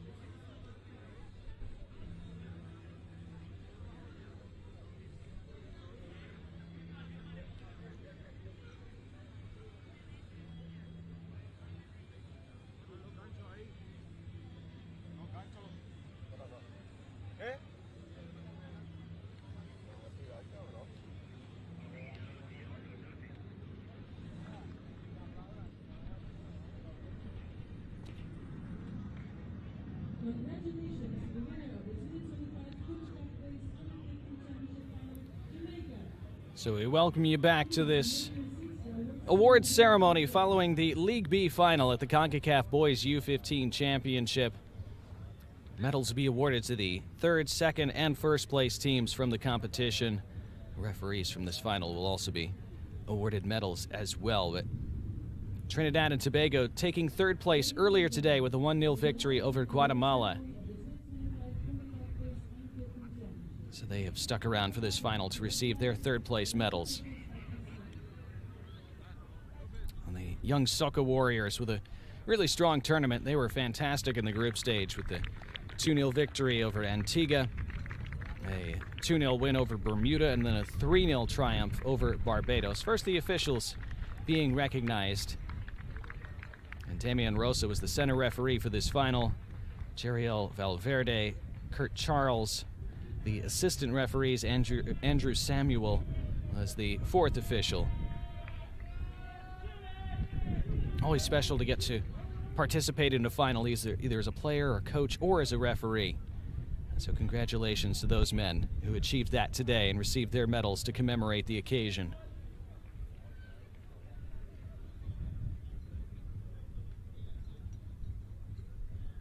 Fifth official today also, by the way, Jorginho Vasquez of Panama. Don't often get mentioned as the fifth official, but we want to make sure to recognize him as well. And now the third place medals will be awarded to Trinidad and Tobago. And 7 goals scored, none conceded in the group stage. Fell 6-2 in the semifinal yesterday, but then a strong performance in the third place match earlier today on this same pitch against Guatemala. Trinidad and Tobago, who made their way to the Gold Cup at the senior level earlier this year, went out in the group stage, but are in that final round of CONCACAF World Cup qualifying at senior level, hoping to reach just their second ever FIFA World Cup later this fall. And this young crop coming through will hope to contribute to possible future World Cup qualifications in a few years' time. Experiences like this will certainly help them in that. And these are tournaments that maybe you take for granted, but just a couple decades ago, these weren't tournaments that took place within CONCACAF. Easy to take for granted, or maybe not to know about the level of growth that this federation has undergone over the last decade or two. It's not an accident. It's been a very deliberate, conscious choice and initiative by this entire federation and the national team federations within it that make it up. So many more nations, so much more committed to their national programs at all levels, and it starts from those grassroots and youth levels. And the fact that they had 39 teams participating, a record in this year's CONCACAF Boys U-15 Championship, just its fifth ever edition, remember. Such a good sign as all these nations continue to progress and develop. So congratulations to the young Soca Warriors of Trinidad and Tobago, to take home their third place medals here in League B. And now, we honor one of the best teams of the tournament. Please congratulate the competition runner-up, Puerto Rico. Now Puerto Rico will receive their runners-up medals. Fine run for them to this final. It began with a 3-0 victory over the Cayman Islands, then a 5-0 win over Guyana, and then a 4-1 victory over Cuba. So they were quite dominant through the group stage with 12 goals scored and only 1 conceded, and then a 2-0 win over Guatemala, where they were quite dominant yesterday. So it was 14 goals for, just 1 against entering this final. Ran into a very tough opponent in Jamaica and came up just short today, but we're in this final right till the end. And again, a building block experience for these young Puerto Rican kids who, again, their senior national team have never been to a Gold Cup, never been to a World Cup, but a country that has historically been quite obsessed with baseball. They have grown a lot in soccer in recent decades, and they have real ambitions to move their program forward even more in the coming years. And all these boys hope to be a foundational part of that continued progress. Andres Mirabelli receiving his runners-up medal.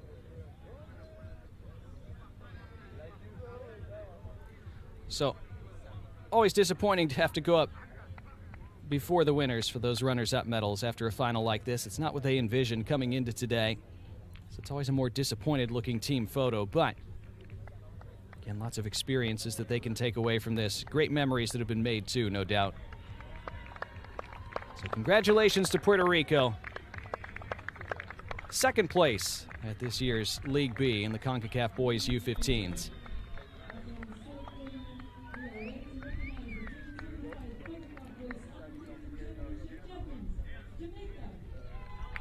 Now for the winners, Jamaica. And they will receive their winners' medals, led up by their second goalkeeper, Marcodian Spence. Jamaica triumphing 2-0 in this final.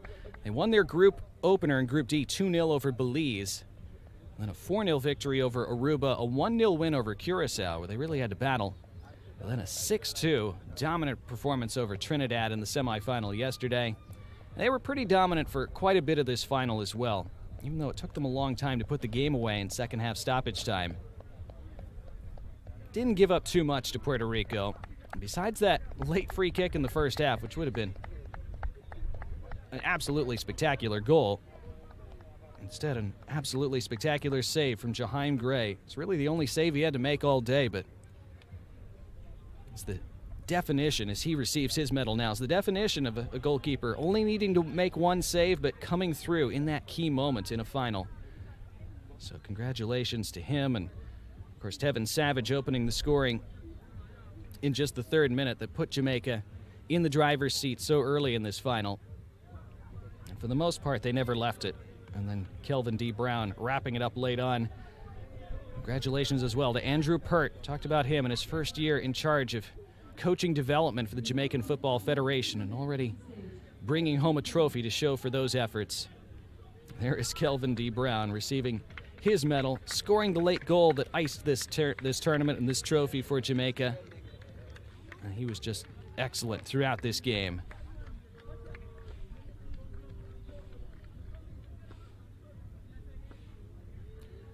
And he will be the one to receive the trophy.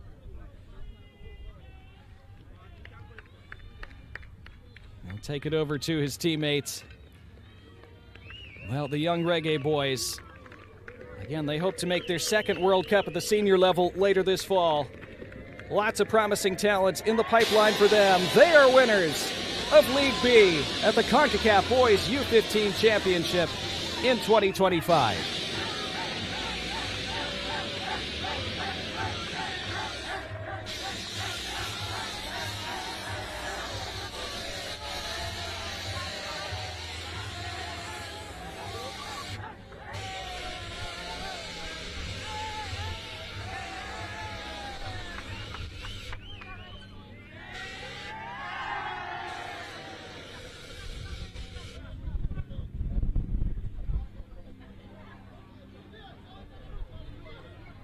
You want to develop those winning expectations at all levels of your program. And Jamaica, a chance to lift a trophy at the U-15 level today. They've come so close to lifting more trophies at the senior level. I mentioned they've twice finished runners-up at the Gold Cup over the years. They've been in the semifinals and quarterfinals a number of times. Had a difficult time at the Gold Cup this summer, going out in the group stage, but they are hopeful of qualifying for more major tournaments and lifting more silverware in the decades to come. And days like this can be a foundational building block of that.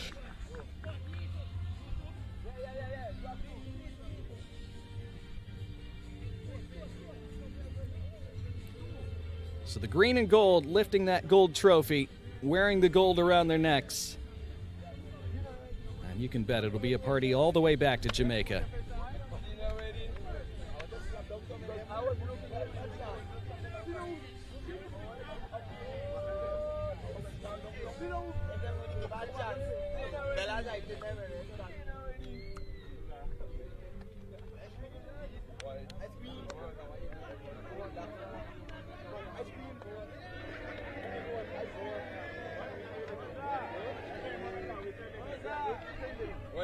You on base. When the player is me? No, you on base. It's 30 minutes. It's 30 minutes.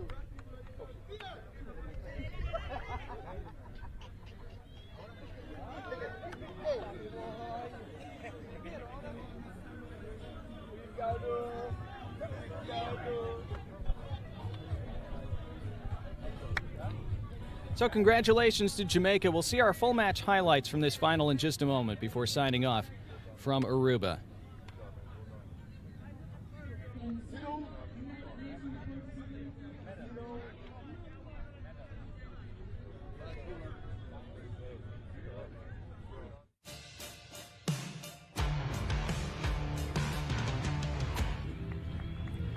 So let's look back on how this final unfolded between Puerto Rico and Jamaica.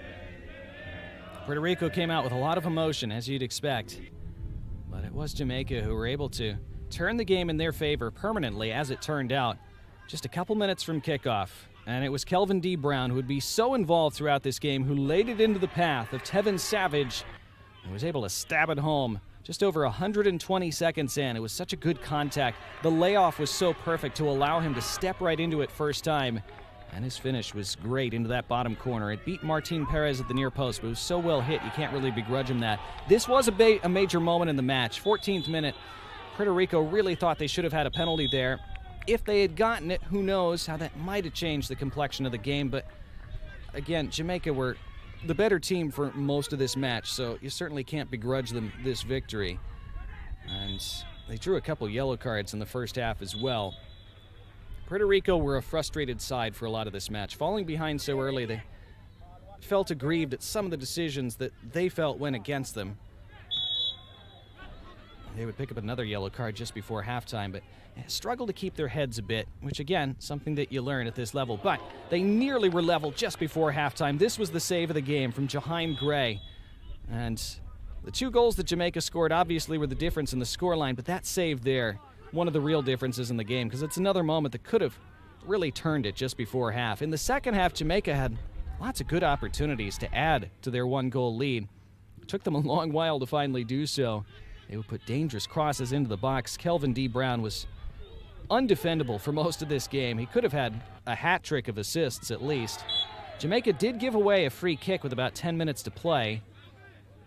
It was seemingly the only hope that Puerto Rico had of getting back in this game was making something from a set piece. They never quite could. Kelvin D. Brown continued to cause problems. He was able to draw the keeper out of his goal mouth, but again, his teammates weren't able to finish the play and finish off the game.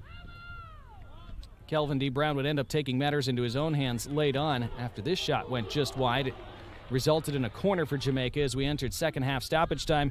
And then you thought Kyle Hussey would just take it to the corner. Nope, he put in a perfect cross, and there at last was Kelvin D. Brown arriving at the right time on the end of it to plant it into the back of the net and plant Jamaica firmly onto the winner's podium in this League B final. Jamaica, champions of League B.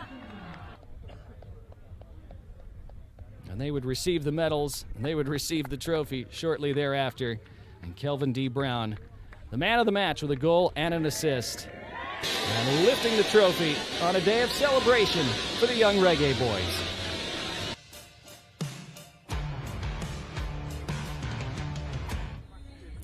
So once again, congratulations to Jamaica. We hope you've enjoyed our coverage of Leagues B and C at these championships. Remember, the League A final comes your way tomorrow between the United States and Mexico.